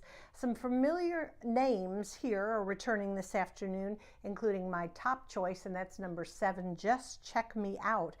Posted very, very good speed indexes. As we know in quarter horse racing, it's a matter of having a very sharp break out of the gate and some speed flashing to the wire, and this horse certainly does have some good figures.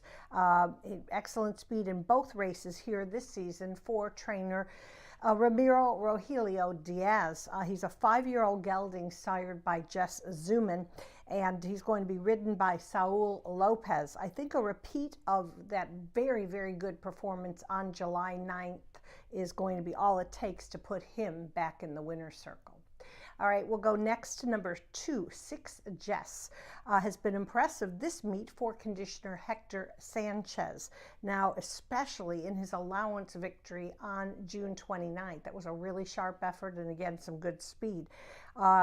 Pedigree-wise, wow, can't ask for too much more. He's sired by All-American Futurity champion Just Good Candy. And I've talked about All-American Futurity. It's very similar to the Kentucky Derby for thoroughbreds. All-American Futurity is the same thing in the quarter horse world. You have to be a really special horse. And then when you retire, boy, they're going to the sale looking for offspring of those champions. You can be sure of that. Alberto Cerrone has the return call. He's a 4-year-old gelding, and I think fits very well with our field in today's finale. All right, how about take a look at number 8, and that's My Little Star. Exits a pair of runner-up finishes for under jockey, Diego Bocanegra and trainer Natasha Perez. Now, this is a 4-year-old mare sired by Volcam, have we talked about before, that the girls do match up well with the boys. She's a 4-year-old. She certainly had a lot of experience. On the not plus side, she has not visited the winner's circle for 13 months, but the runner-up finishes are coming, and all it takes is just that extra gear to get her back into photo contention. So that's number 8, My Little Star. All right, we'll round out my top 4 with number 1, and that's Boo-Ray. He's run well at this level despite a couple troubled trips, just a little bit wavering in his path or some competition from side to side. He's bred in Oklahoma, 4-year-old son of Doc's best card out of a paint mare by the name of Valderrama. I believe she was a multiple stakes winner, so a lot of speed from number 1, Boo-Ray. Martin Munoz, who I think is one of our underrated members of the jockey colony, will be ridden, will have the mount. He's second in the standings, and boy, our standings are really tight. We're going to talk more about it in the weeks to come. All right, so I'll go 7-2, 8-1 in today's finale. Want to remind everybody that we've got live racing this week through Thursday, and then mark your calendars because we've got 2, not 1, but 2 all quarter horse days coming up in August 10th and 31st. I'll be sharing a lot more information about those as we get closer. Have a good evening, everybody.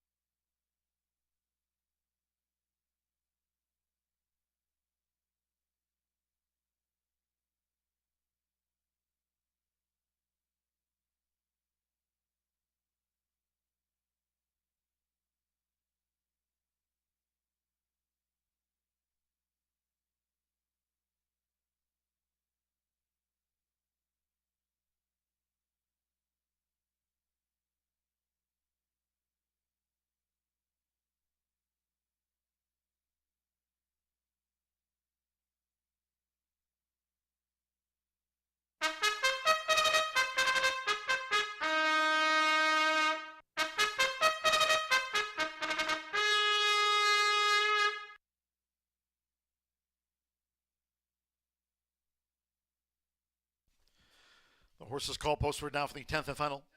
Closing with his quarter horse dash over the 300 yards. Fast track. Headwind. A field of 9. Scratch the 4 Revs Cowboy. 4 Revs Cowboy has been scratched. Overweights 2 6 Jess pound over. 3 Why Not a Hero 5 extra pounds. 5 Jess 1 Concept 3 over. 6 If It's the Beaches plus 5. 7 Jess Check Me Out 2 extra pounds. 8 My Little Star pound over makes the weight there now 129. 10 Good Time Stoli plus 3 pounds. Exacta Trifecta Superfecta 10-cent quarter horse Pentafecta 2 minutes.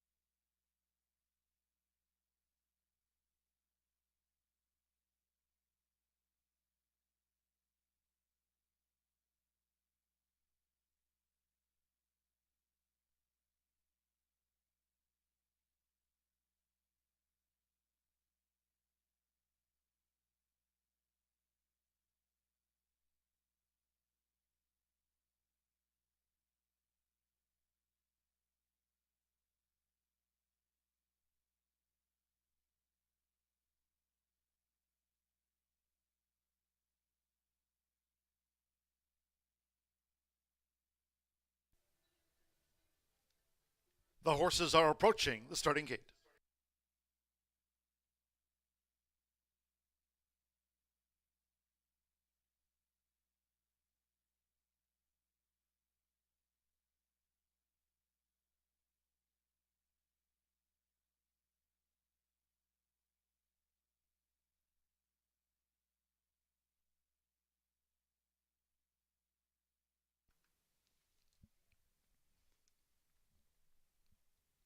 The horses have reached the starting gate. It is now post time. Loading. My Little Star. Good Time Stoli uses the flipping halter. Bourré coming up. Bourré in.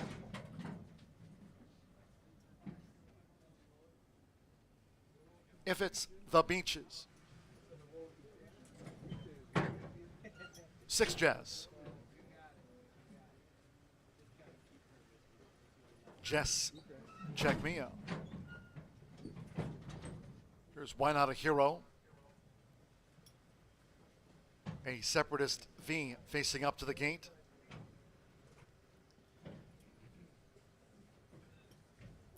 Why Not a Hero's in. A Separatist V.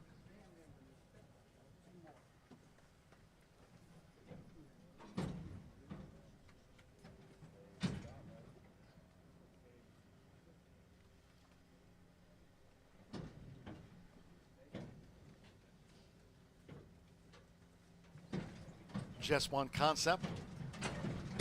One more, Separatist V. 300 yards. Fast track, no wind. For the last of the day, Tuesday post time 2:10. All in. Ready. Off in the finale. Good start for If It's the Beaches. Why Not a Hero? 6 Jess toward the inside with Bourré past the 220. It's 6 Jess. 6 Jess with Why Not a Hero. Here's My Little Star. And on the outside, Good Time Stoli. My Little Star surging. My Little Star has won it from 6 Jess. Good Time Stoli was third. Then If It's the Beaches with Just One Concept and Just Check Me Out and Bourré.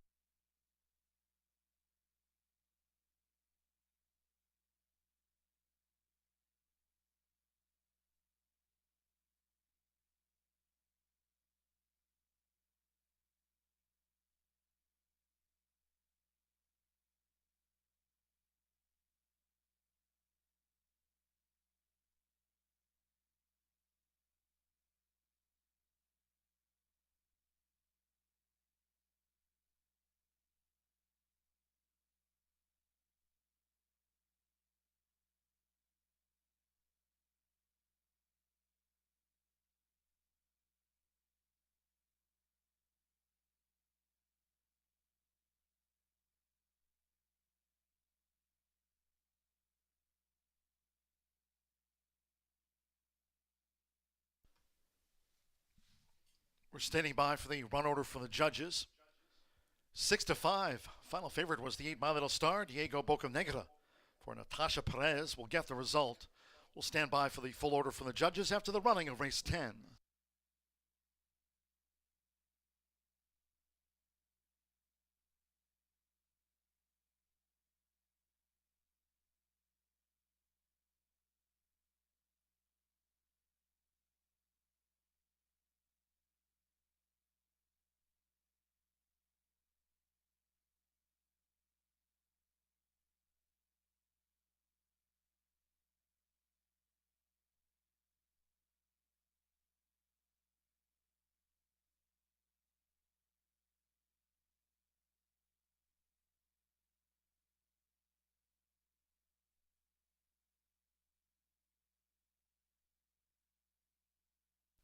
Eight, 2, 10, 5, 6 ran fifth.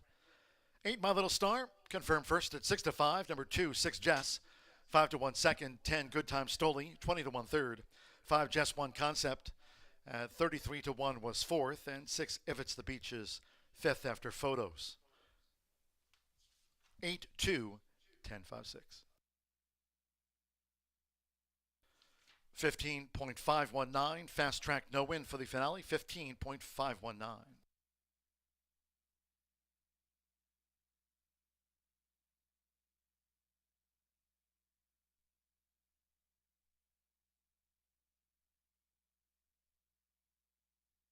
Result official.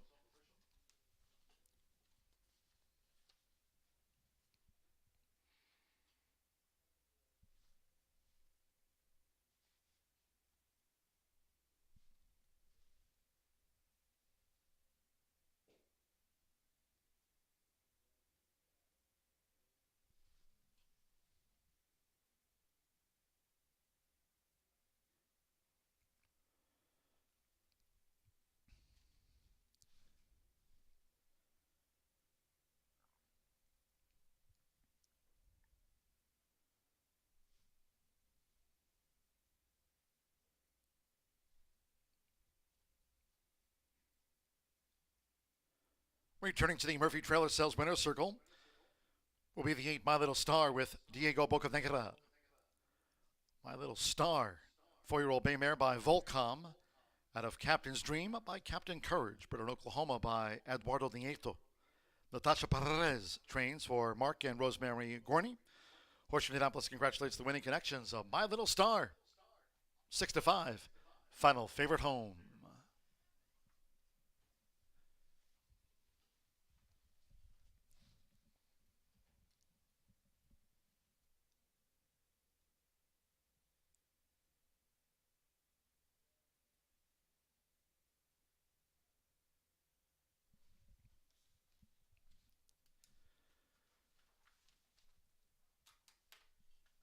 Final results in Pentafecta. We'll get back to that. 8-2 exacta paid $25.40, 50-cent trifecta $65 and change. 4-8 final double $22. Superfecta $113.28. That Pentafecta $1,500. And the final pick 3 of the day paid $26.80. Just One Concept was fourth. The Superfecta 8-2-10-5 returned $113.28. That concludes our live racing program for today. We thank all that joined us here at the races. Cheers to all who tuned in. Hopefully you're subscribed to our YouTube channel at Horseshoe Indianapolis Racing on YouTube. You can also check us out on X at HS Indy Racing. Until next time, for all of us here at Horseshoe Indianapolis, it's been my pleasure from the broadcast booth. Live racing resumes tomorrow, Tuesday, Wednesday, Thursday cards this race week off at the standard 2:10 p.m. Eastern. From the broadcast booth, track announcer John G. Dooley saying good night.